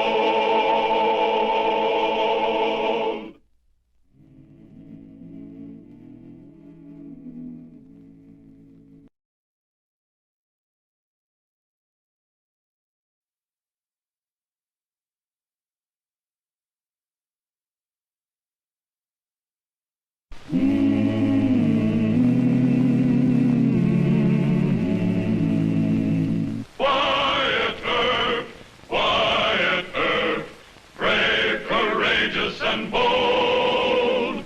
Long live his fame, and long live his glory, and long may his story be told.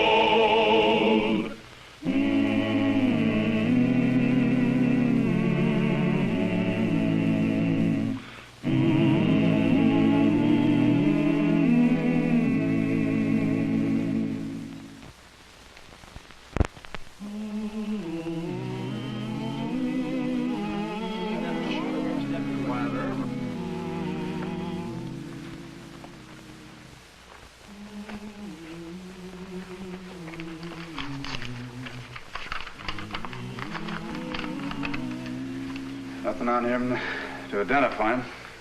All his horse must be out there. Go check the saddlebags, will you? All right.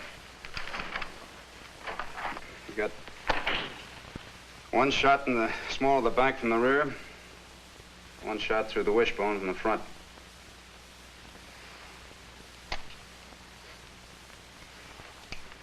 You say you had this gun pointed at you when you swung around from the cash box and fired. That's right, Wyatt. Isn't that kind of a risky thing to do? I mean, firing into another man's gun? Impulse, I guess. Just flashed through my mind. I saw the gun lying in the cash box, and I thought I could surprise him. I did. You swung around and fired. It's pretty good shooting for anybody, much less a bookkeeper. Most men know how to shoot. Well, you're either an expert or you're pretty lucky. You're questioning me like you don't believe me. No, not at all, Harry. I'm just marveling. In my business, marvels never cease. Bookkeeper fires 2 shots, both shots hit the mark. How come you put the second shot in the back? The first one must have spun him around. I thought I missed him. I thought he turned to run, and so I let go a second one. I didn't know until I looked at him that I'd hit him the first time and must have spun him. Well, the horse out there belongs to him, Wyatt. Every one of them's got an owner. None of the owners is him.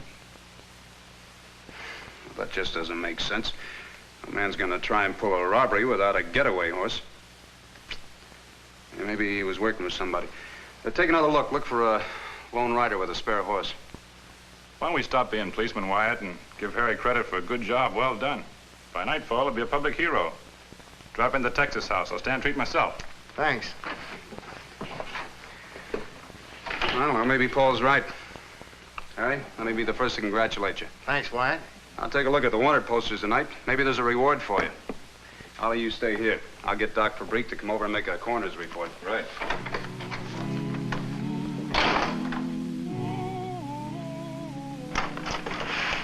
Wyatt, I located the horse. Uh-huh. Black's corral. I wasn't even thinking of asking Black, just telling him about the robbery. It's when I told him what the dead man looked like. You identify him? This time I'm ahead of you. Dead man's name was Luke Miller. Horse's brand was Double B. That's a Texas outfit camped in the creek. You know, doesn't seem much like a robber, does he? If you're mixed up now, take a look at this. This'll really confuse you. It's Harry Drew, with a mustache. I was kind of hoping you wouldn't catch the resemblance, at least not so quick. Harry Dolan. Remember the Jesse James gang? Wanted in Kansas City for robbery and murder. You suspected him?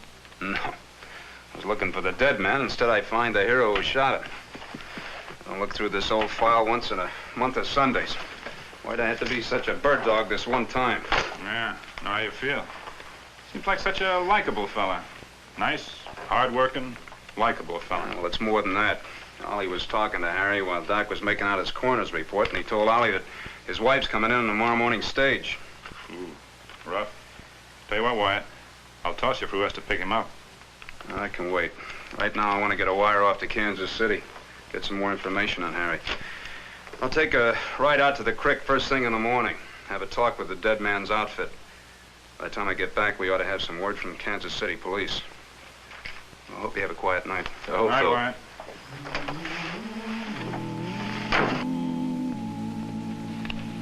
None of us ever did get to know Luke Miller very well. Now he's dead, huh? Yep. Well, he was sort of a sour cuss. He liked his own company better than ours. You ever hear much about his past? Well, he wasn't the kind of fellow you'd ask about his past. Saw him shoot the head off a rattler from horseback once. Well, none of us thought we'd like to argue with him. Think he might have been the gunman on the Dodge? Oh, I don't know. Could be. Wouldn't be the first time an outlaw hid himself in a cow outfit. Sure, I'd heard talk he'd been with the Jesse James gang, but... Oh, well, you know how cowpokes talk. Yeah.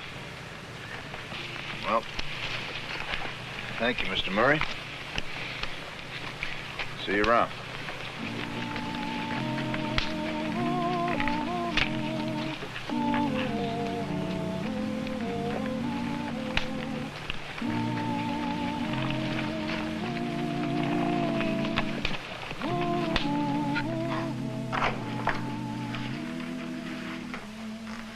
Anything new? Yeah, your answer came from Kansas City. Huh? They want him. Oh, by the way, the westbound stage come through yet? No, it's running late. You pick up anything at the cow camp? Oh, just westback talk. It's a funny thing, though. The idea's got around the outfit that the dead man... Luke Miller? Yeah, used to ride with the Jesse James gang. Him, too? That sure is funny. What do you make of it? I don't intend to make anything of it. Kansas City's got the first call on Harry. As far as we're concerned here, he's a paid-up hero. Look, why don't you put a couple of clean blankets in cell 2? Harry might as well be comfortable until he leaves us. All right.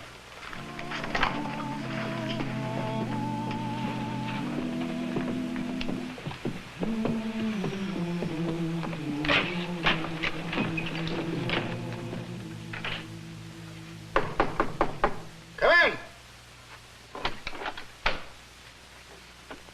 Oh, morning, Wyatt. Morning, Harry. Excuse me if I have to hurry. Got to meet my wife.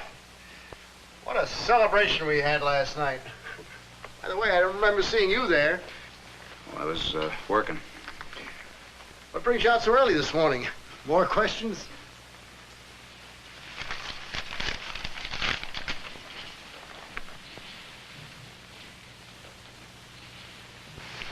Kansas City just answered my telegram. The charge is still active. Just when I send for my wife. Just when I think I'm safe. How long will you get in Kansas City? 30 years. Me and another prisoner broke loose on the way to the pen.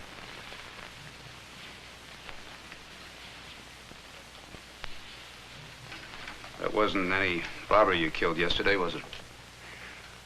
Listen, Wyatt. My wife didn't know anything bad about me until I was caught and tried. She lived on the farm next to me in Missouri when we were kids. And even after I was caught and tried, it didn't make any difference to her. She would have waited for me. 30 years. No woman's gonna wait 30 years. I had to be free. Look, Harry, it's not going to do you any good to tell me all that.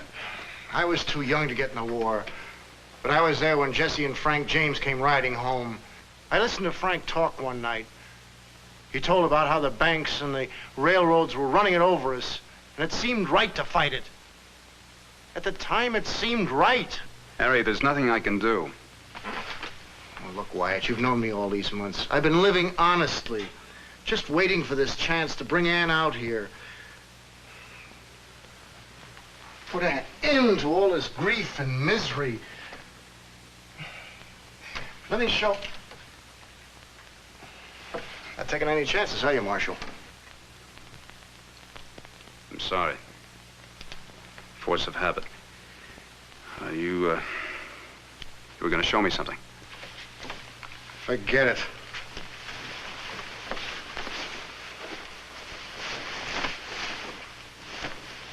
Come on, let's go. Hold it. All that talk frighten you, Marshal? No, just the part about your wife. I apologize for that. She's going to have to be told. Shouldn't be hard for a man like you. I was thinking it might be easier on her if you met the coach, brought her up here, and told her yourself. All right, I admit it. It'll be easier on me, too. You'd let me bring her up here? Don't worry, my deputies and I will be watching the front and rear. I'll give you to sundown. Say what you have to say. Thanks. Oh, what I wanted to show you was my bank book. Honest money, honestly saved. Yeah, I know, Harry. Come on.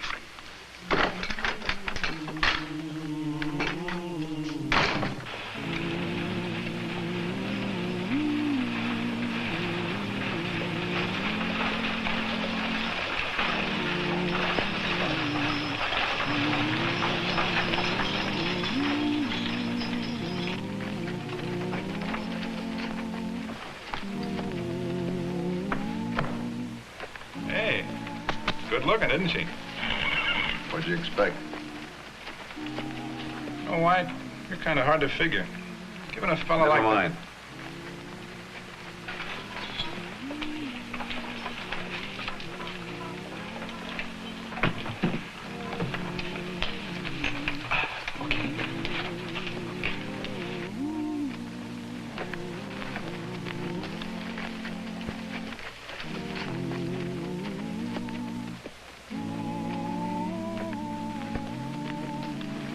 Go keep an eye on the hotel.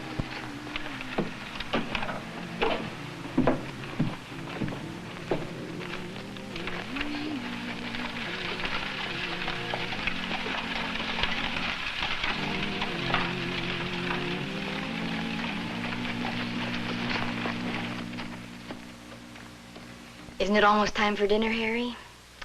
I'm starved. Almost sundown. What's wrong, darling? You've been trying so hard to be cheerful all afternoon. Ann caught up with me. They found out? Here? How, Harry? How? Luke showed 2 days ago. Luke Miller? Well, that shouldn't have... You escaped together. Why should he... He followed me. Found out I was working for wages, living decently. He wanted $5,000 or he turned me in. What did you do? I killed him. Oh, Harry. See, Ann, can't get away from it. Don't talk like that. The law's outside waiting to take me. Why, Harry? Why did you have to kill him? Why didn't you give him the money? He would have gone away. The crazy part about it is they don't want me for the killing of Luke. I made it look like I shot him as a common robber. As a matter of fact, the townsfolk are celebrating me as a hero.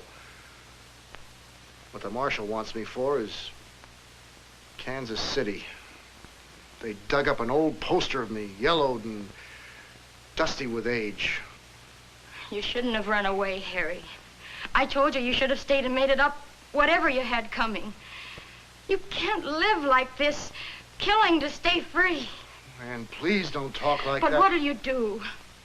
You can't keep on running.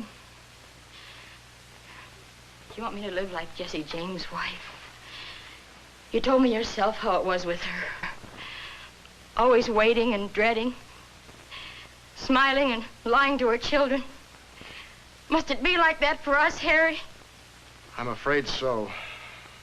Either that way or not at all. I don't ever intend to go back to Kansas City.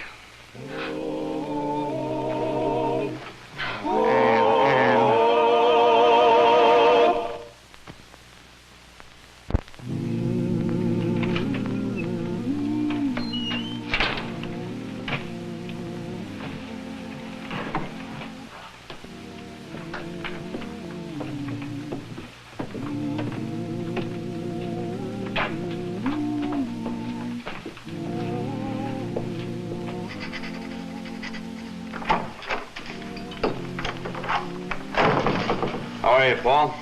Okay. You want to get those affidavits on the noon coach. Better hurry. I got it when you're loaded. I'm finished. Might as well tell you, Wyatt, there's some nasty talk going around town.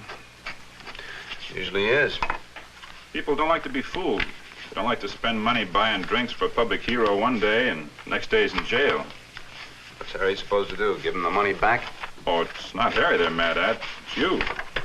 So be careful when you make the rounds. You know, Paul, one of these days the sun's gonna rise on Wichita and there's not gonna be a single citizen mad at me. That's the day I turn in my badge.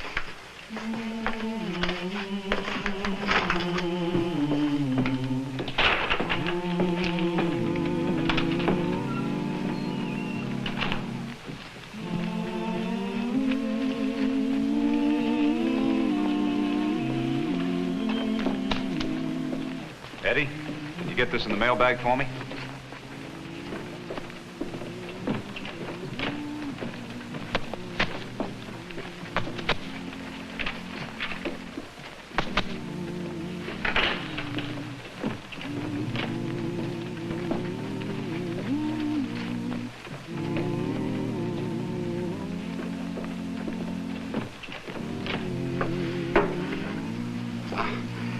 Could I help you, miss? I'd like a revolver. A revolver, miss? Yes, please. Any particular make or caliber? I don't know, that one. That's a nice-looking one, isn't it? Well, I'd never thought of it as nice looking. Tell me, miss, is this a gift for a male friend or relative, perhaps? Yes. Well, it's kind of unusual. You see, most men prefer to select their... Well, would you know the purpose? Is it to be used for hunting or as a sidearm? Please, sir. If you want to know, the gun is for me. I'm going west with my husband, and I've heard stories about the Indians. I didn't want to alarm him, so... I understand, miss. I'll take that one, if you don't mind. The 38. Yes, ma'am. And cartridges to go with it. It ain't much good without cartridges. I'll put it in a nice box for you, too.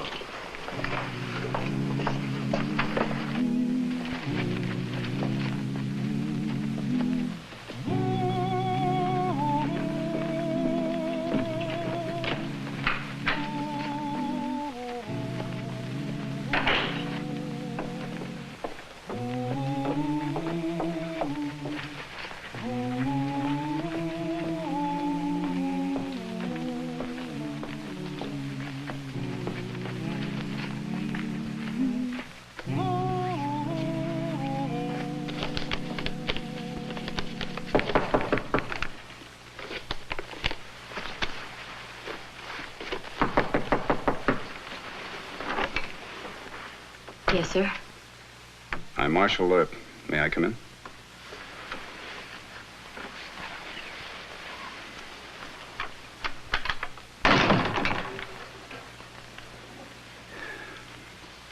I don't often visit the wives of The men I arrest. What is it you want? You know, you don't look like the kind of a woman who... Who'd be married to Harry Dolan? Outlaw? He's your prisoner. What difference does it make to you what I am or look like? I just don't want to see you get hurt. I don't think Harry does either. I couldn't be any more hurt than I am already. I don't understand you. Look, why don't you just go home? It'll make it easier all around. You needn't worry, Marshal. You won't have an hysterical woman on your hands. I'll be leaving. Thank you. Good day, Mrs. Drew. May I see him this evening? Certainly. I don't know anything about these things, sir, but if I could pay you enough money, it's been done. I'm not that innocent. Harry meant to go honest, Marshal. We were going west to California. He had saved some money. Nobody would have known about him. Isn't there anything I could possibly... What about the man your husband killed? What about Luke Miller? Oh, surely, Marshal, you can't call that a crime. Why, the whole town knows that... The town only knows what it reads in the paper. But I know, and you must know, that the man your husband killed is no ordinary robber. I don't know anything about him. Well, I didn't expect you to tell me anything. You're loyal. I understand that. But this is what I mean about your being hurt. As long as Harry lives and keeps on running, he'll have nothing but trouble, Mrs. Drew. Good day, Marshal.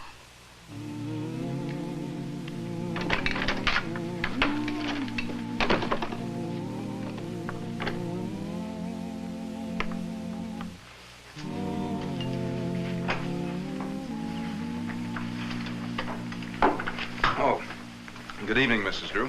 Good evening. May I, please? Nothing personal, Lieutenant. It's just a regulation. Thank you. Go right in. Paul, you take over. I'm going to make my rounds. All right.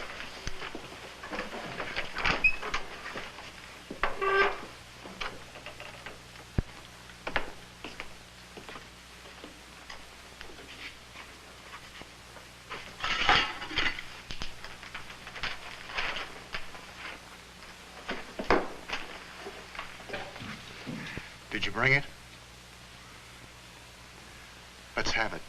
Now.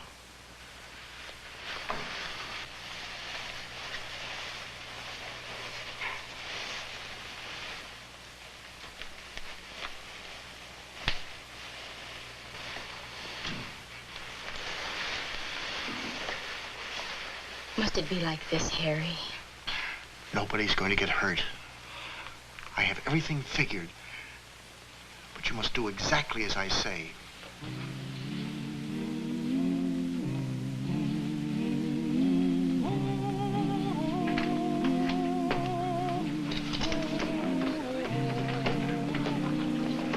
Hey, let me see the shotgun, huh? The usual, Eddie. Evening, Henry. Howdy, Wyatt. Sure caught you out this afternoon, didn't I? Caught me out? It's good and clean, Eddie. That pretty lady you followed to my store. You was sure giving her the eye. Well, there's nothing wrong appreciating beauty, is there? Well, appreciating's just about as close as you ought to come to that particular lady, my friend. Oh. You know what she bought off me? Henry, I haven't got the slightest idea. I know you'll think I'm kidding, Wyatt, but that pretty lady bought herself a gun off me. A gun? Yep, a gun. Imagine that. It was a .38. You know what she said she wanted it for? Said she was scared of Indians.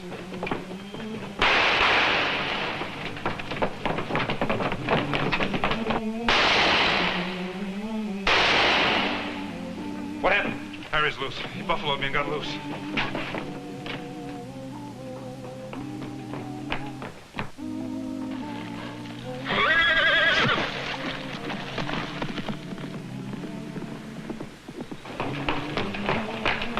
Stop it, Harry, or shoot! What is it, Wyatt? What happened? Harry's loose. He's gone to the livery stable and he's armed. I'll take the rear, you two men take the front. Get everybody off the street! Watch yourself. It's a member of the James gang.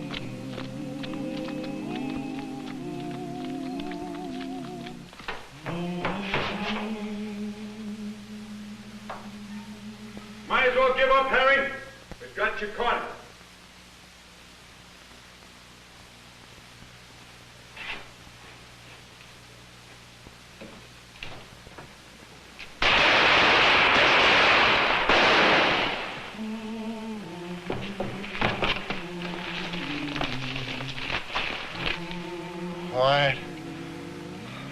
Doc.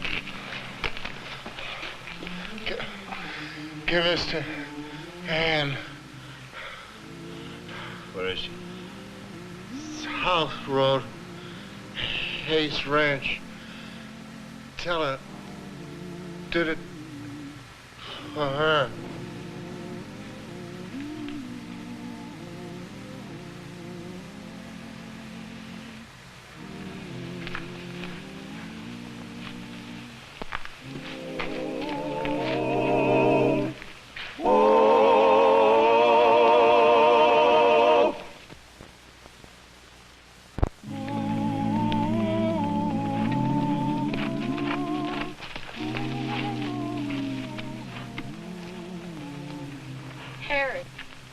Harry. Where's Harry? He won't be coming to meet you.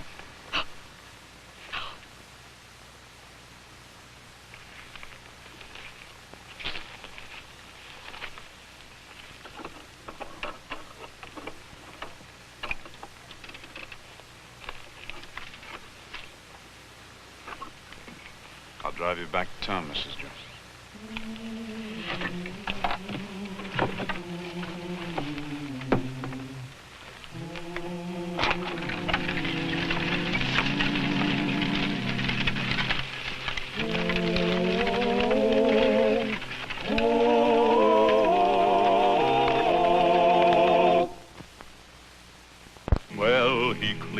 The country, the old Wild West country, he made law and order prevail.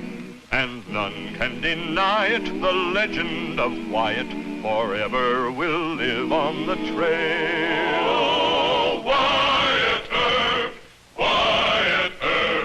brave, courageous, and bold. Long live his fame, and long live his glory, and long may his story be.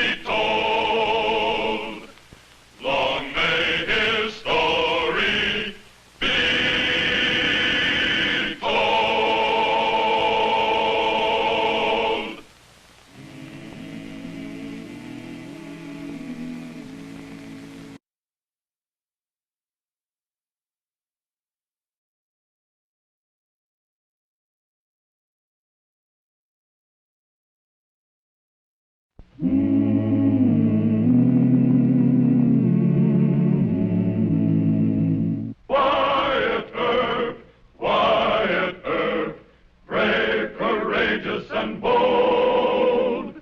Long live his fame, and long live his glory, and long may his story be told.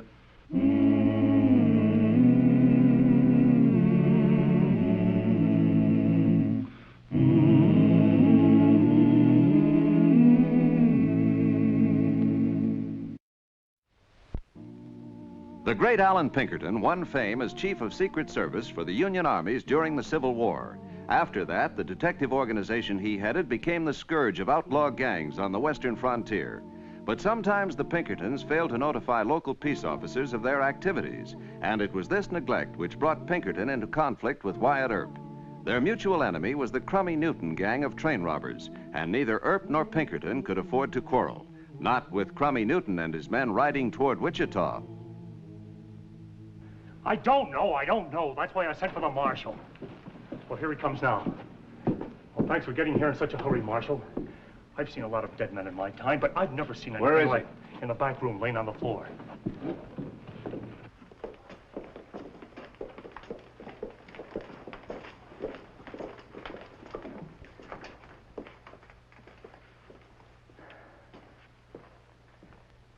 You men get out of here. Close that door behind you.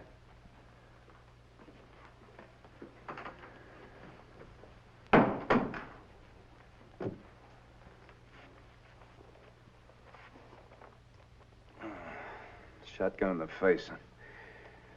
You know this man, Mr. Egan? Oh, a stranger to me. How long ago this happened? Hasn't been more than 20 minutes. We heard the shotgun go off, and I come in here and saw what happened and sent for you. Killer must have run out the back door. I wonder what he was doing in here. Got no gun, nothing in his pockets except these numbers here. You got any money in that safe? Not a dime. I use a new safe in my office behind the bar. I rarely use this office except for storage. Well, open it up and let's take a look. I can't do that. I mislaid the combination when I bought the new safe. I'll try these numbers.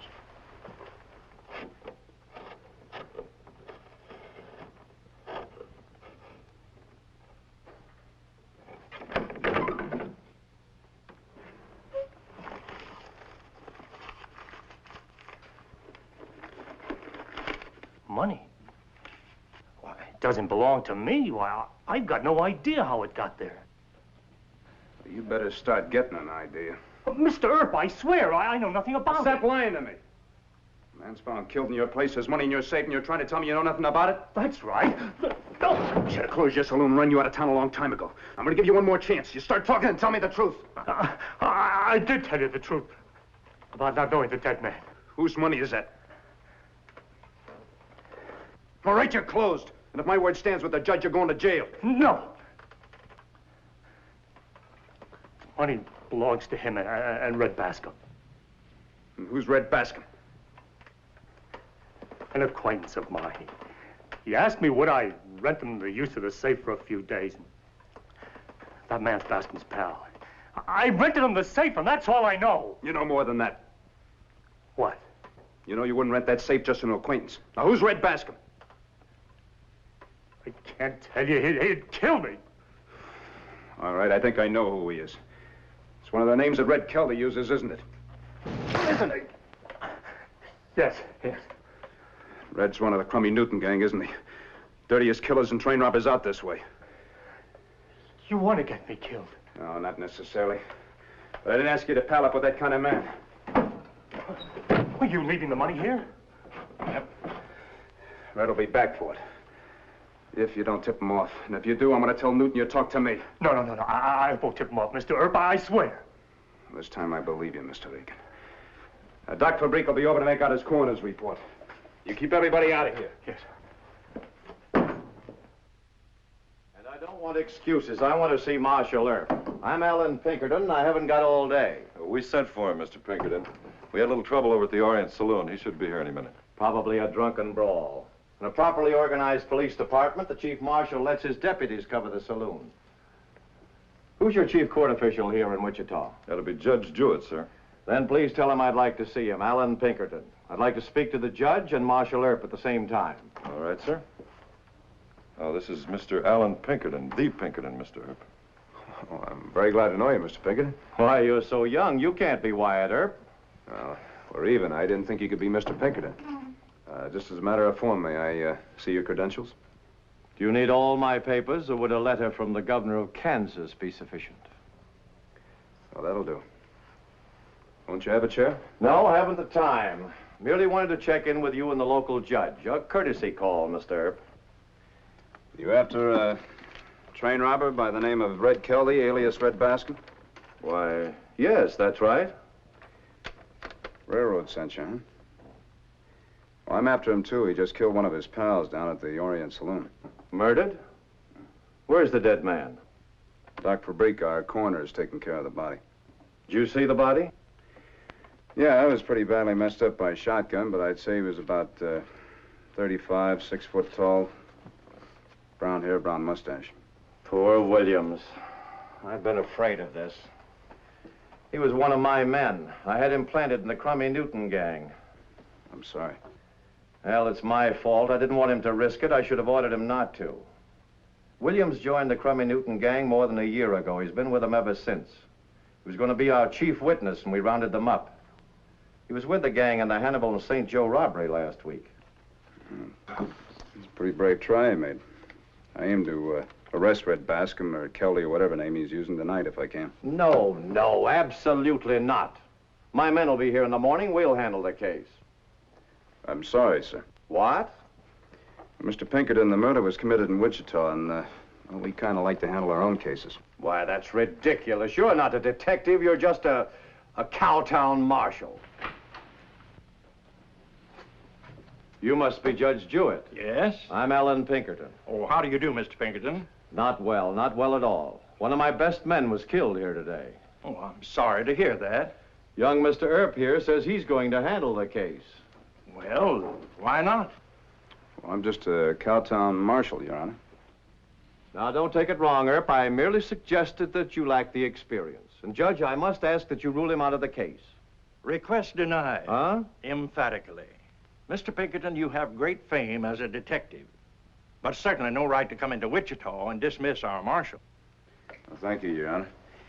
I got an idea how I can nab Red Bascom. I guess I better be working on it. Well, Mr. Pinkerton, I'm mighty glad to be able to work with you. And what if that boy makes a mess of it? Mr. Pinkerton, that boy is one of the best marshals on the western frontier. He hasn't mishandled a case yet. If he blunders on this one, I'll authorize you to take over, but not before.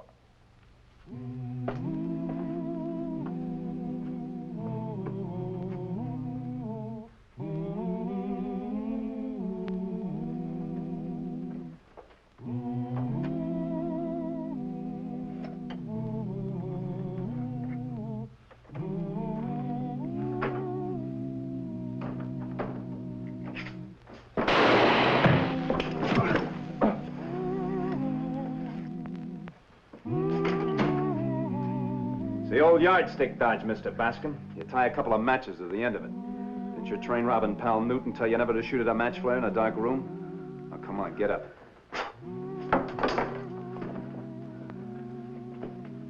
Go on.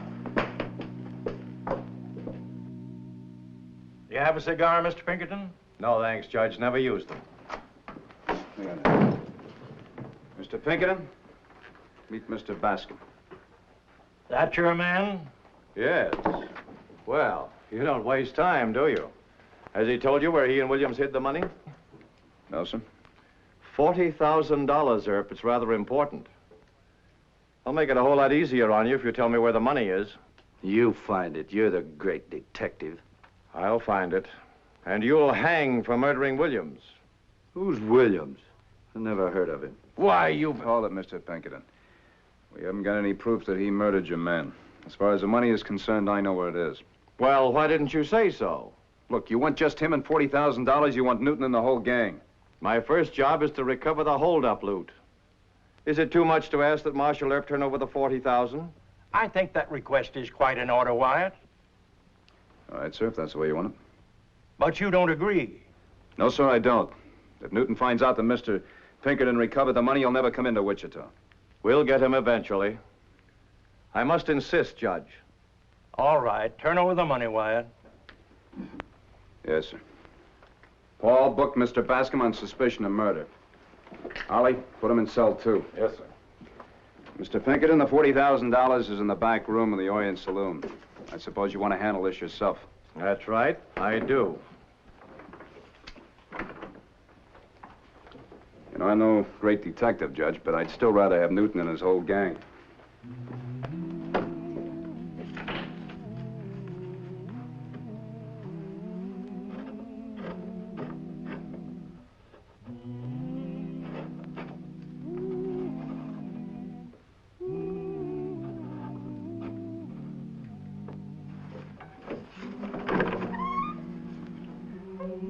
It's empty.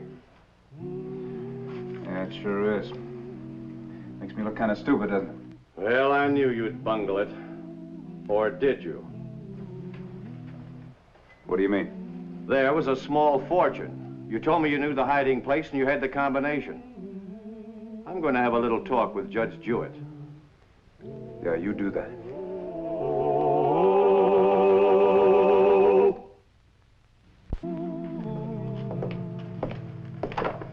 Unlock it.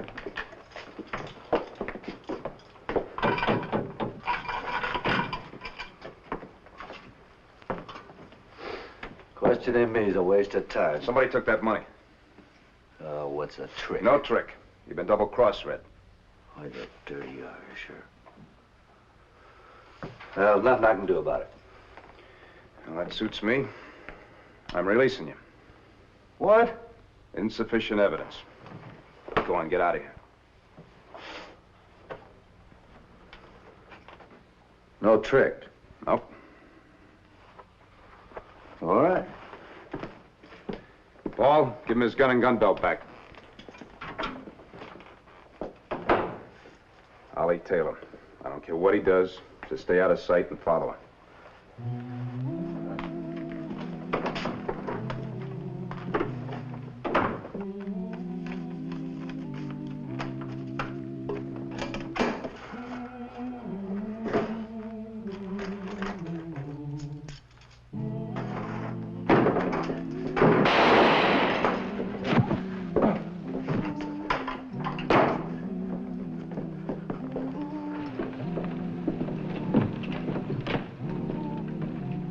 Don't misunderstand me, Judge. I'm not accusing Earp as to the robbery hall. It may well be, as he says, that the saloon keeper could open that safe, and that he, the saloon keeper, took the money after Red Bascom's arrest. Well, I believe Wyatt. Ah, but do you think he acted within his authority when he released Bascom? No, Mr. Pinkerton, I don't. Isn't it true that a man arrested on suspicion of murder can only be released by a judge? Yes. Then Earp has arrogated to himself a judicial function. I'm sure that Marshal Earp must have had some compelling reason when he turned Bascom loose. All right, Earp. What reason? Mr. Bascom is small fry, Mr. Pinkerton. But he'll get the money back from the man who took it. And then he'll lead us to Newton. Stupid thinking. Hold on now. If we assume that Bascom recovered the money, why do you believe he'd take it to Newton? Because he's afraid of Newton. Means his life if he makes off with more than his share. I think he'll either try to take the money to Newton or he'll wait until Newton comes into town for the whacking up. But either way, I'll get Newton. Absurd, a pipe dream. The money is gone and so is Bascom. And I stand here empty-handed because of your impudent effort to play detective. Wyatt.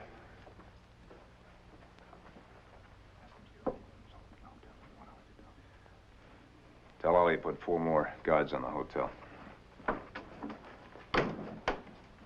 Bascom just killed Egan, the owner of the Orient Saloon. Took the $40,000 and my deputies have him holed up in a room over at the Wichita Hotel. Don't you owe Wyatt an apology? Well, if this is true, and he goes to the hotel, arrests Bascom, and recovers the money... Oh, shut up! Look, I want Newton and his whole gang. He's taken 10 times $40,000 from banks and trains. Mr. Pinkerton thinks I'm stupid. Well, I think he's an idiot. Watch your temper, Marshal. I don't think either of you are stupid. I think you're both trying honestly to clean up the Newtons. You just differ as to method. Now, listen, this is my case. It always was. My men will be here in the morning, and then we'll proceed as I say. And I wouldn't advise you to try to stop us. Good night, Judge. Good night.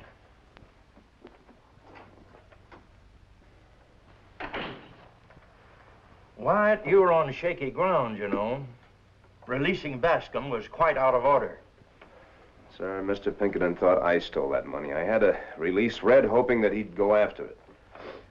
I've stood by you as long as I can, Wyatt. Sir? You mustn't have any more trouble with Pinkerton. He carries a special appointment from the governor. He can walk into any federal court and accuse you of obstructing justice. Even when he's wrong? Right or wrong, you keep out of his way. He's too big for us, Wyatt. I can't save you again. Good night, Wyatt. Good night, Judge.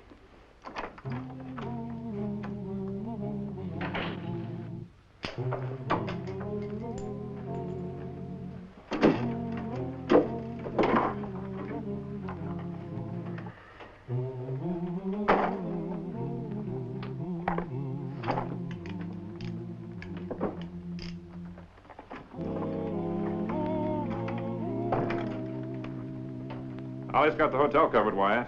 Wants to know what to do if Bascom makes a run for it. Follow him.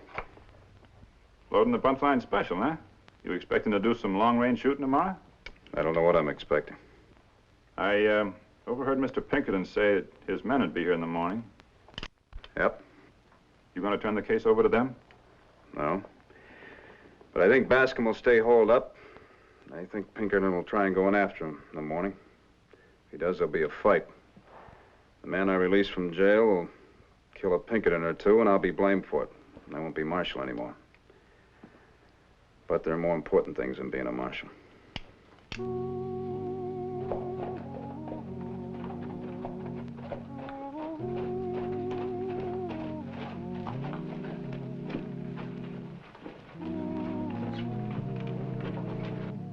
Good morning, Al. Morning, boss.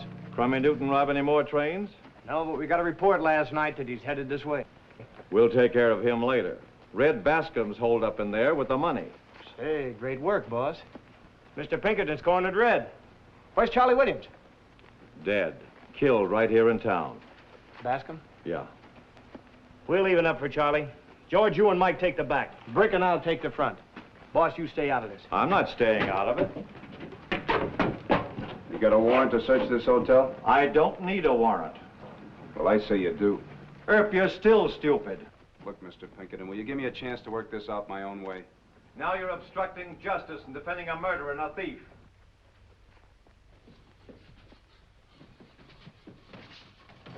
Get out of our way. Hold it. I warned you, Wyatt. They haven't got a search warrant. I don't need a warrant. I'm after a murderer. And I think Earp should turn in his star. He will. There's your search warrant, Mr. Pinkerton. I'm sorry, Wyatt.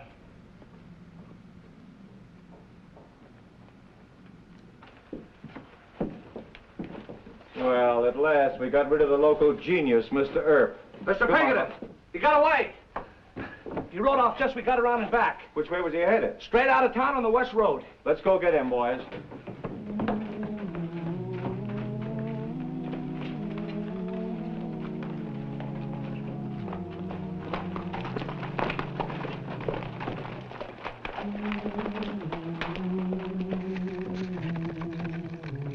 They'll get him. Sure. If Newton doesn't ambush him. Wyatt, where are you going? I think they'll need a little help.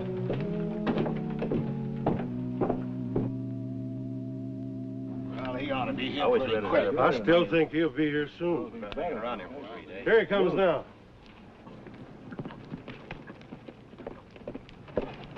We were talking about you. The Pinkertons are right behind him. We haven't even got time to make a run for it. We'll have to bushwhack them. Hide the horses, men. Never mind the fire. Hurry up, get them on out. Come on, get him under cover over there. All right, everybody stay down now. Wait till I get all the way in. Hurry up, get them Hurry outside. up. Come on, get him out of there.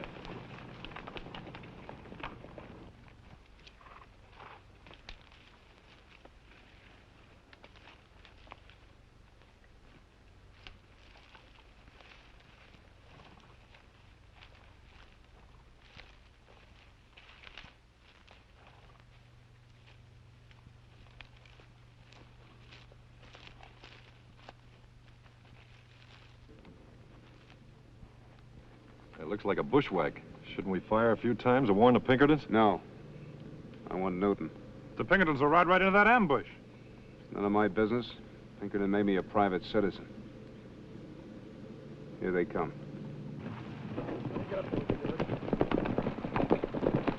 Hold it. There's their fire. Morning, Pinkerton. You after me? Stop it. We haven't a chance. You'll pay for that, mister. The great Pinkerton riding into a bushwhack, just like any greenhorn from New York. I'm the one you want, not my men. Oh, there's plenty of time for the killing. Get off your horse.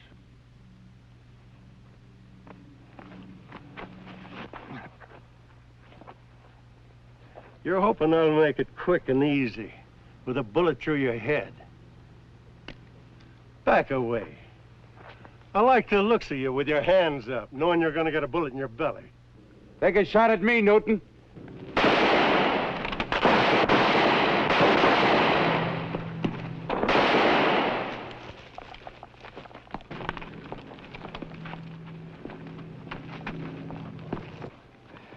You killed him.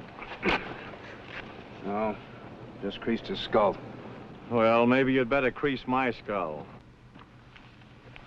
Isn't worth going to jail for, Mr. Pinkerton.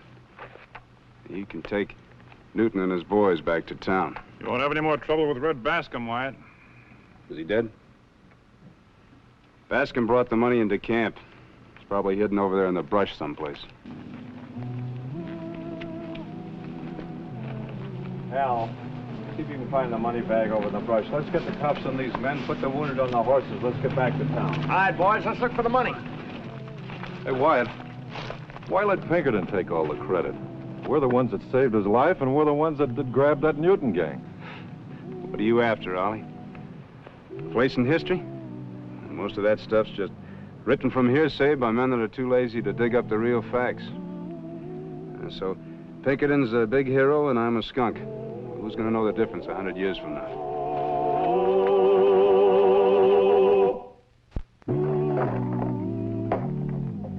Wyatt, why don't you wait until Mayor Hope and Mr. Murdoch get back from Kansas City? Or let me go to the judge and tell him the truth.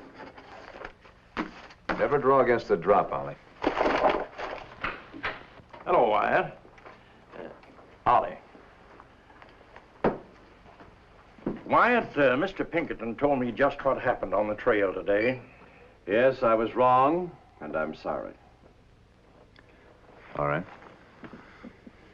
I don't blame you for being sore, but it seems to me when Mr. Pinkerton wants to make amends, you should be big enough to accept his offer. Herb, I'd like to hire you for my organization at twice what you're getting here. Of course, I'd beg you to take your star back, but we can't afford to double your salary. $500 a month and expenses. Well, I don't want your job, Mr. Pinkerton. First place, I wouldn't work for you. Then take back your star, with my apologies. On one condition. Yes? Mr. Pinkerton, my deputies feel that they lost out on some glory. I want you to mention their names in your report on this case. And yours, too. Well, I'll tell you, Mr. Pinkerton, I've done a few smart things and been cussed. I've made a lot of stupid mistakes and been praised, so I just as soon you wouldn't mention my name at all. Well, if that's the way you want it. That's the way I want it.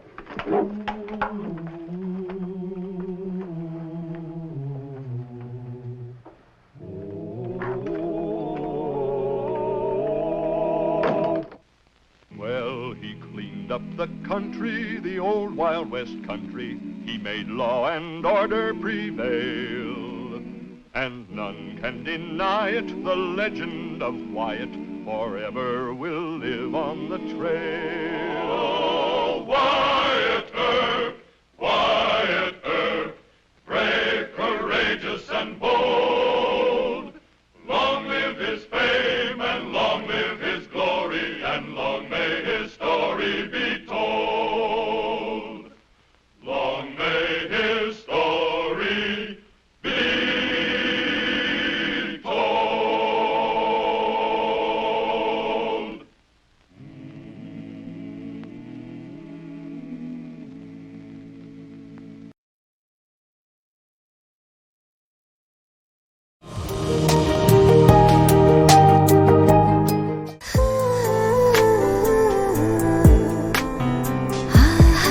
আপনি কিন্তু দেখতে যথেষ্ট সুন্দরী একজন মানুষ,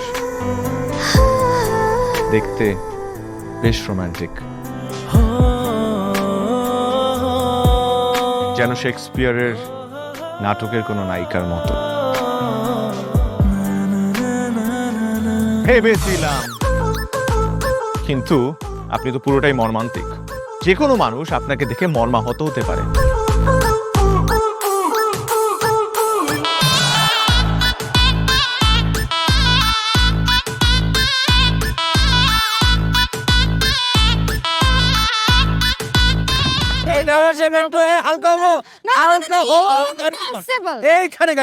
আমার হালকা হতে 1 মাস সময় লেগেছে। আপনার 1 মাস সময় লাগে? আমার হালকা হতে তো 1 মিনিট লাগে।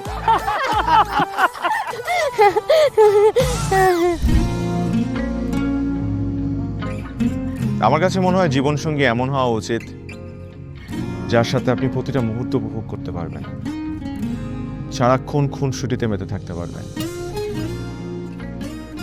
এবং তার মনে এমনভাবে বসবাস করবেন যে আপনার দিকে সে একটাবার তাকালেই বলে দিতে পারবে যে তার বেঁচে থাকার কারণই আপনি। পথে চলতে চলতে, কথা বলতে বলতে, কখন যেন হলে আমার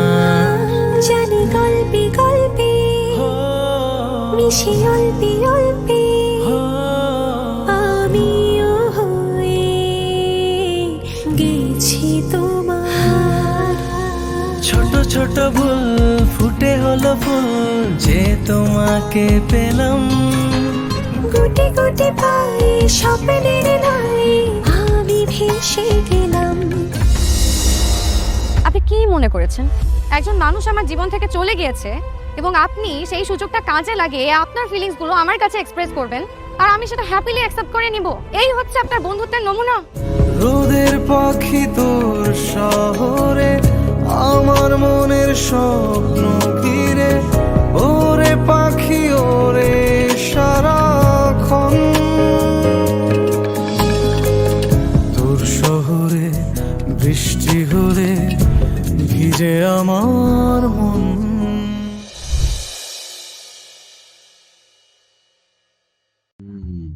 Dạ. Khổng lồ, một khổng lồ cái gì đấy? Mở doan. Cảnh vệ. Thần dương, hai thần dương vật ở nhau.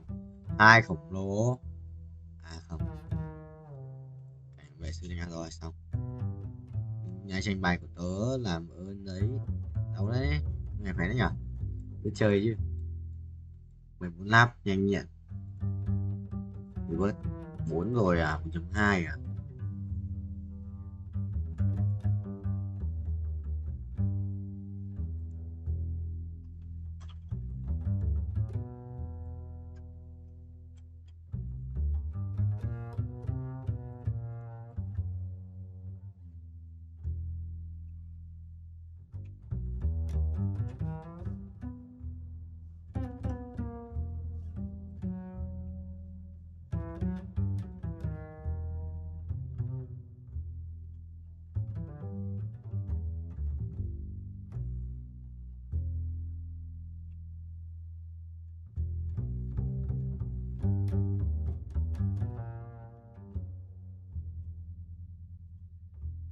Dương ơi, đây chuyển chuột tội, thú tượng với cả giáp máu ánh sáng thì cái nào ánh sáng ngon hơn?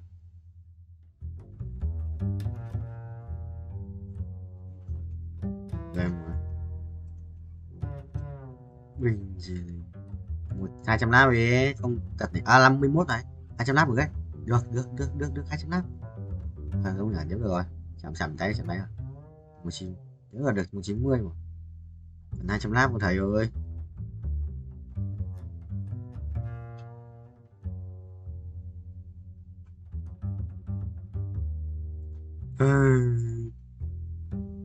Bớt cháu đủ 80 củ bớt lần nữa ăn đét vậy rồi tao bớt lần nữa ấy. Xong rồi tao mới cút bên kia bớt lên 5 ấy xong rồi mình cút bên kia được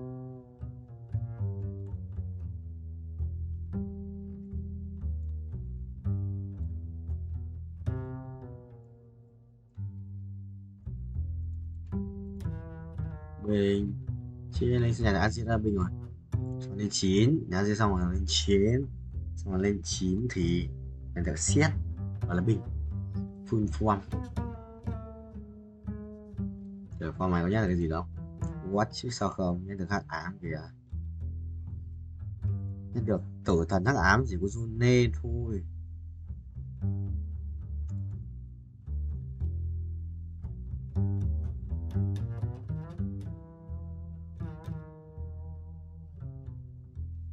sự bay một chỗ ác quỷ nhỉ mèo mèo mèo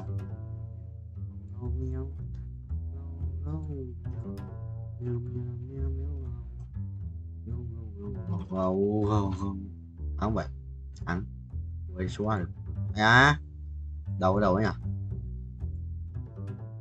53 của thêm mấy lap nữa nhiều request lại 200 ভালোবাসা সুন্দর ভালোবাসাও সুন্দর মানুষ নিজের অজান্তেই ভালোবেসে ফেলে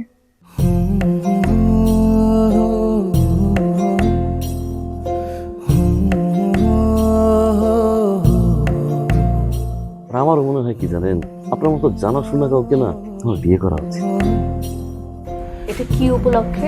madam ফুলটা গ্রহণ করুন, তারপরে বলতেছি। ভোটার আইডি কার্ডে যার স্বাক্ষরের জায়গায় টিপসই দেয় এখানে কেউ doctor.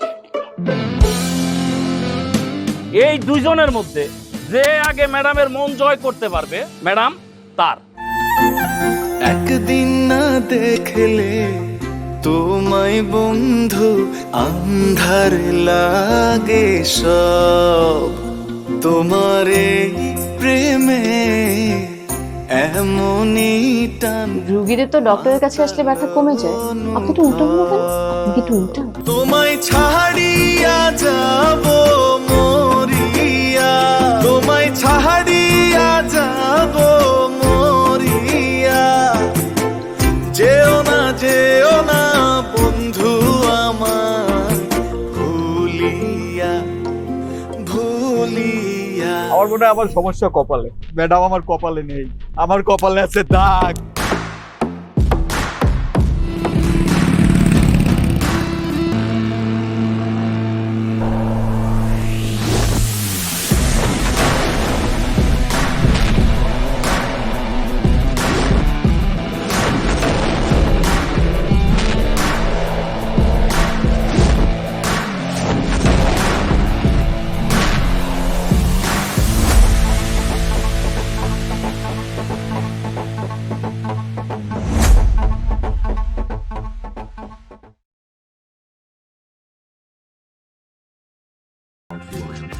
Rồi, bye bye.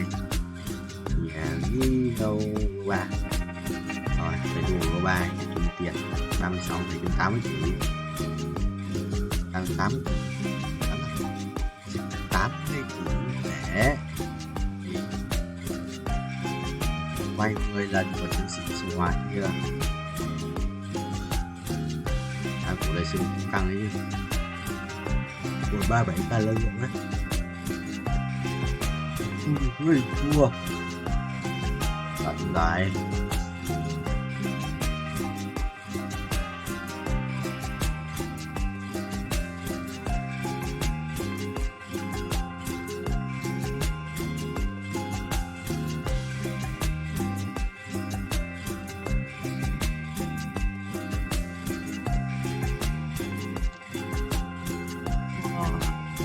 Xong rồi bà bay 36 mời cái bước lại nha. Hả? Không perfect. Siêu buồn đấy.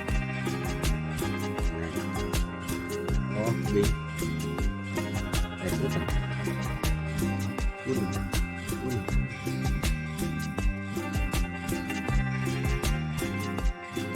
Chít này. Ui, không đấu à?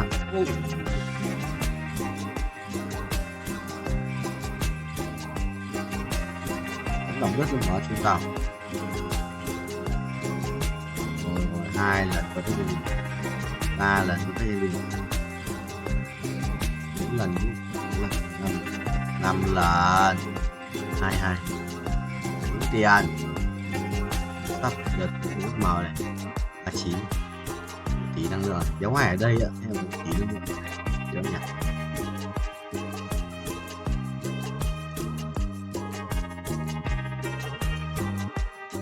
Cái gì chỉ cần nói nha. Tí năng lượng mà nó nên nhớ lượng vai lưỡi kiếm uy lực.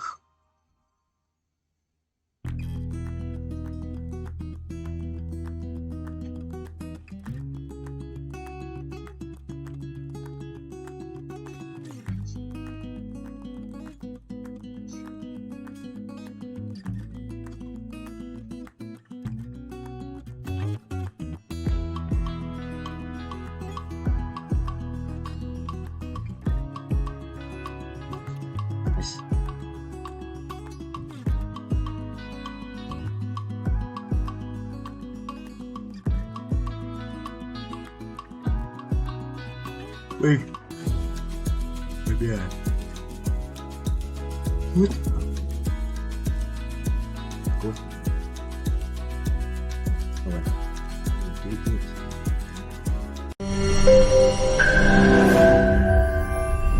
তোমাকে 15 লাখ টাকাই দিতে হবে। তুমি যদি দিতে না পারো তোমার বাবাকে কল দাও। তোমার আমার যত জমি জিরাত বাড়িতে যা যা আছে এগুলো বেচা হইলেও তোমরা আমাদের টাকা পাই পাই করে শোধ করবা।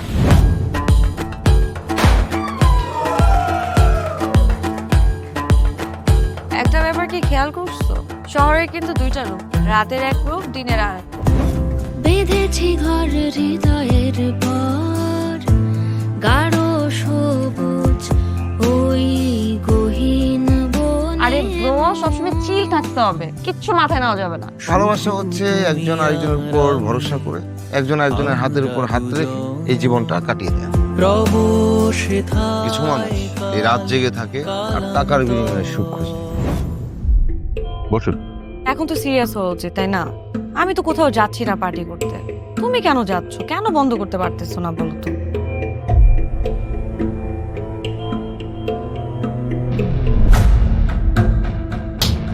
কার যে কোথায় সুখ সেটা তার প্রিয় মানুষটাও কখনো জানতে পারে না। পাশাপাশি তবু যাচ্ছি বিপরীতে,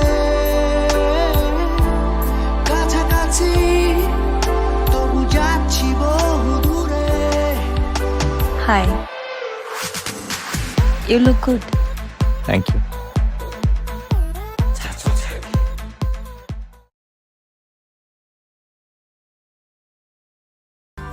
Một video 1 ngày 5 tháng 7 2024 bên chia link let's go boy. Mấy cái bài viết cho các em xem nhé. Ok, để tự lại.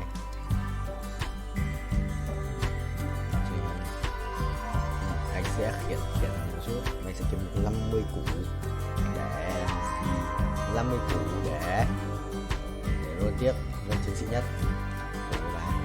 Ê, nếu lái được thẳng quá trốn mua, lái thẳng rồi. Chị xong rồi phải không? Máy hút tỏ đùa, mày đùa thôi, thầy kệ cho mày tự đi. Chuyển thuyết tăng trưởng mày.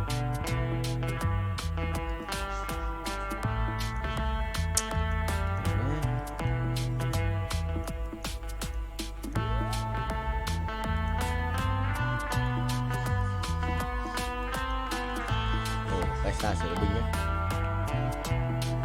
Ok, thật ra được 3 của 47 chỉ không? Cộng 3,17 như trừ 20%.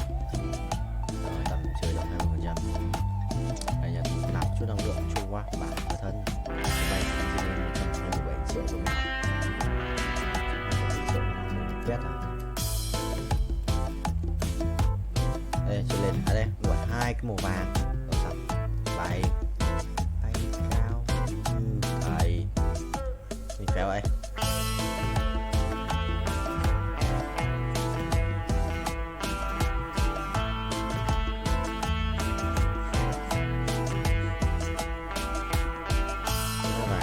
Sao?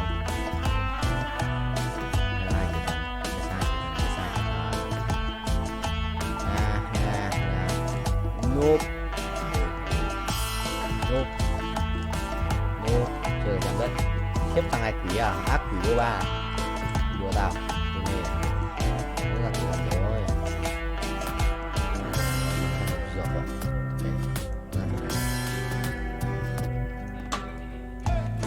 Chết rồi. Cái gì? 2 phút rồi. 2 phút hơn của pháo. Mày cộng 10 cho thầy.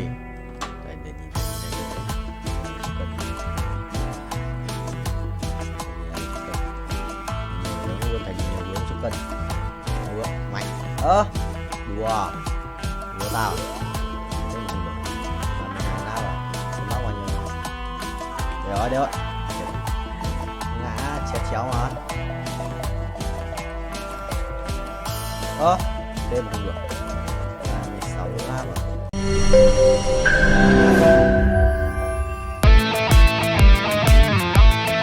দরকার পড়লে একটা রিকশাওয়ালাকে বিয়ে করবো, তারপর তোকে বিয়ে করতে তুমি যদি মরো যাও আমি তোমাকেই বিয়ে করবো। দেখো দেখো বিয়ে এত সোজা। আমার 5টা কন্ডিশন। কয়টা? 5টা। আমি জেডি সাফায়েত রমরাজন। স্যার এটা তো ভোটার আইডি কার্ড স্যার। বাড়িতেই করবেন নাকি হোটেলে? না না, আপনি যেমনটা ভাবছেন বিষয়টা তা না। ভাই আপনি তো করবেন। তোমাকে দিয়ে হবে না, আমি জানতাম। শুধু শুধু সময় নষ্ট করো না। ভাই আপনি তো অনন্ত দলিল না যে অসম্ভবকে সম্ভব করে আপনার কাজ। জিমি জিমি জিমি কি হচ্ছে? আচ্ছা আচ্ছা আচ্ছা রঙের একদম বইরা দিমু, যাচ্ছে সব বাইক কর। শর্ত দিয়ে বিয়ে, শর্ত দিয়ে বিয়ে। ভাই, যে বয়সে মানুষ গার্লফ্রেন্ডের কামড় খায়, সে বয়সে আপনি কুত্তার কামড় খেয়ে হাসপাতালে ভর্তি হয়েছেন।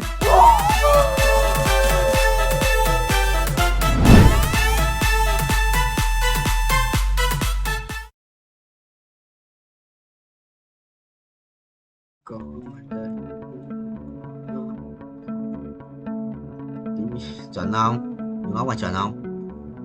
Đau hạt sợ. Ui, Listen 2, Way 2. Quỷ nhở? Ơi, quỷ đấy, vẻ đấy. Chịu ơi, xin đắt 2. Bài này quỷ quá. Ui dồi ôi, Andy 2 full đồ, Listen 2 full đồ, Way 2 full đồ. Thua. Để đánh được. Còn sao tao muốn quỷ đấy. Đâu, nó khác rồi. Bên thế đi. Không lại bên anh. Sao cứ rồi vì em mới đấy.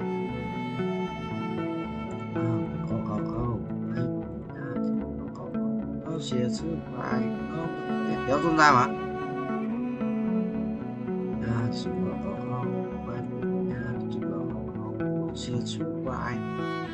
Chuẩn không?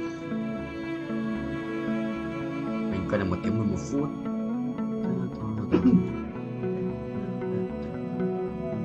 Nhiều xì à? Đi xin tăng tầm đánh đồ cái đồ Awan nghe sự cho đi xin là đúng đấy. Sao không đéo đánh cái xin? Cái xin ra để bắn đi xin này. Chốt nào? Rồi bắn ạ. Đéo bắn này. Xin ra để bắn đi xin này. Chốt nào? Xin ra để bắn đi xin ạ. Cút, bắn trên. Thôi đi rồi. Hai stop 3. Này ở đây. 6 tuổi 8 33k. 25 phút hết hay không? Cháu nói bao nhiêu hết 5 phút hết. Hết an ninh vậy rất dễ kiếm nhá.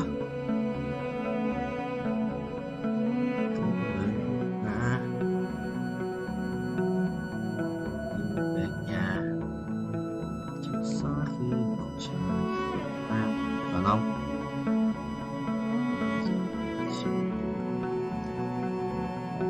Ngày sau cần đấy.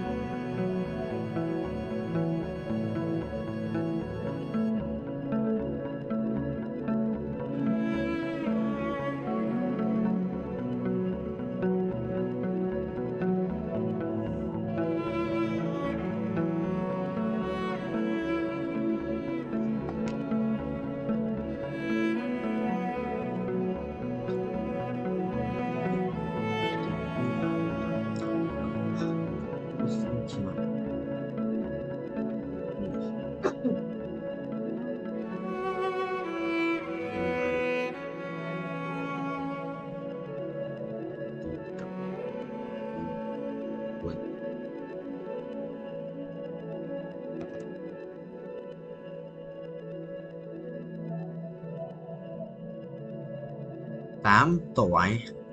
Thưa tôi đi bớt một lần nữa là thực sự là hết cường đấy. Quyết nhau. Phải không? 1,7k cường sự cạn kiệt kinh tế.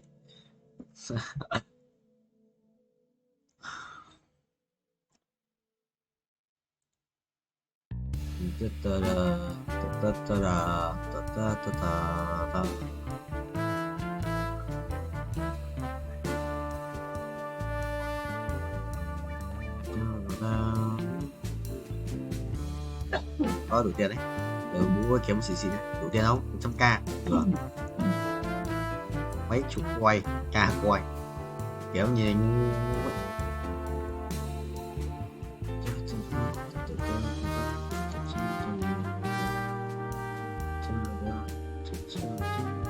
Đâu đủ tiền mà make one pet đấy chứ, nhức đầu.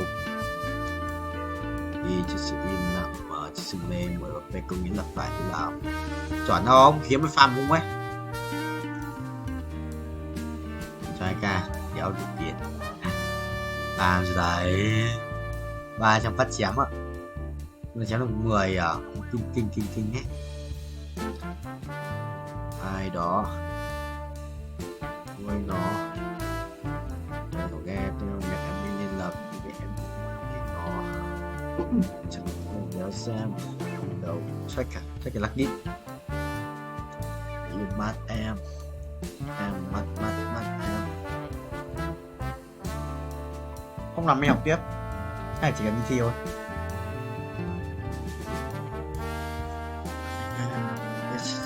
Mẹ ý chứ sự mình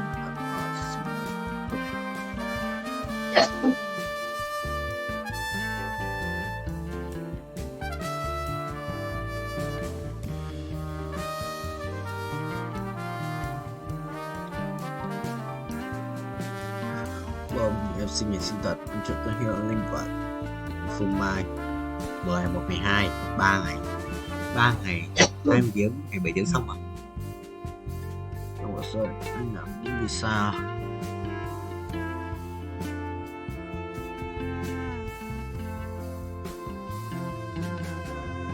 chấm để ý 9 F1 video 2 ngày 9 mẹ đôi tư tôi có blog review xem video hướng dẫn lớp 1 2 như nào anh ngồi đâu này Quang này phải là chỉ đầm đi cái học rồi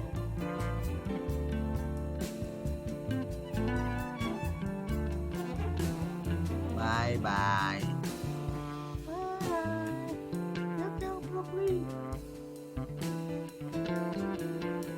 chơi thì mất được tất tiền này cũng mất visa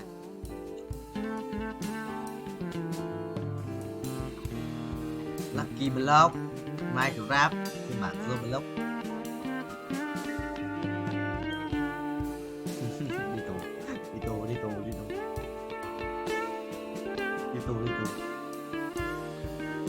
Đi tù.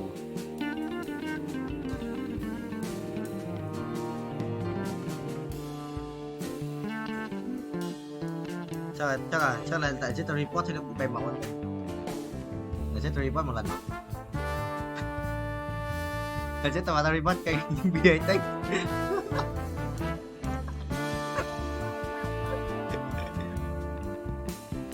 Chứ tao phải làm à?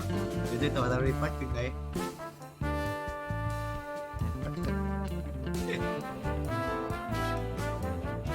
Sai đấy, tao bị vậy. Không gọi được à? Gạc nhân đạo.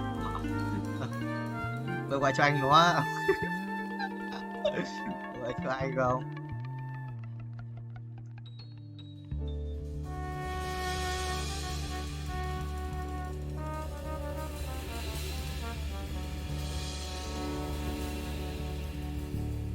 Người là lãi à?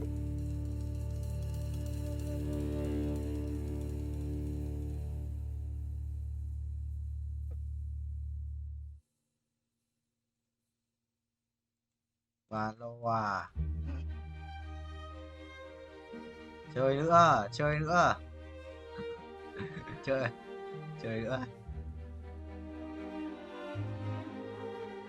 Tao bắn được cùng mà. Tao bạc một mà. Mua dùng đi cái vũ bắn nữa. Có à vào luôn. Tao vào xong vậy, tao vào xong này, vào xong.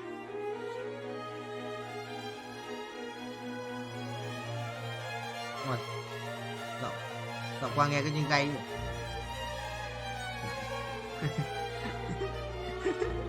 Nghe đi hay thế.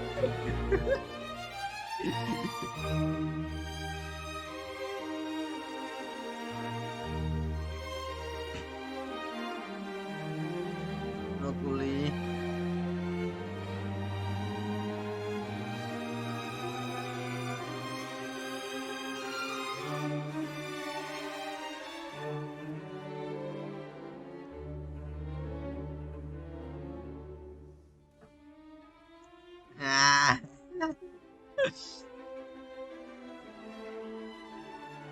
Đây nhảy trên sơn giật tu đi.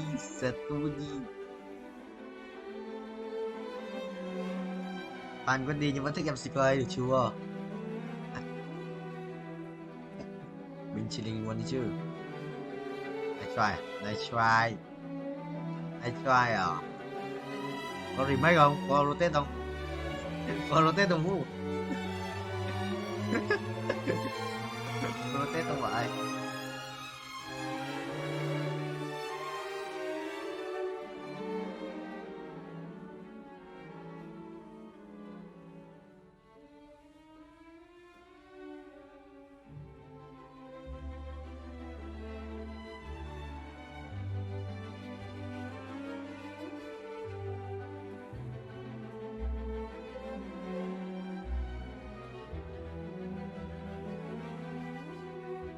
Chồng thất nghiệp đang bán ảnh nhạy cảm của vợ để kiếm tiền. Hay, nice. Ôi, không được rồi. Không cần thứ à? Cũng cần 2 lần nữa. Không cần này.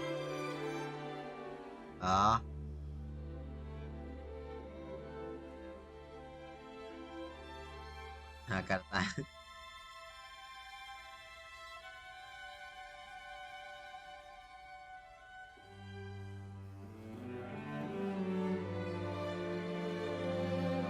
Không ấn tượng gì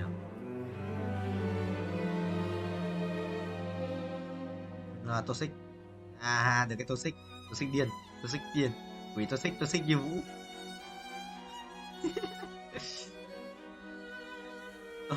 toxic như Vũ của những năm cấp 3 cấp 2 cấp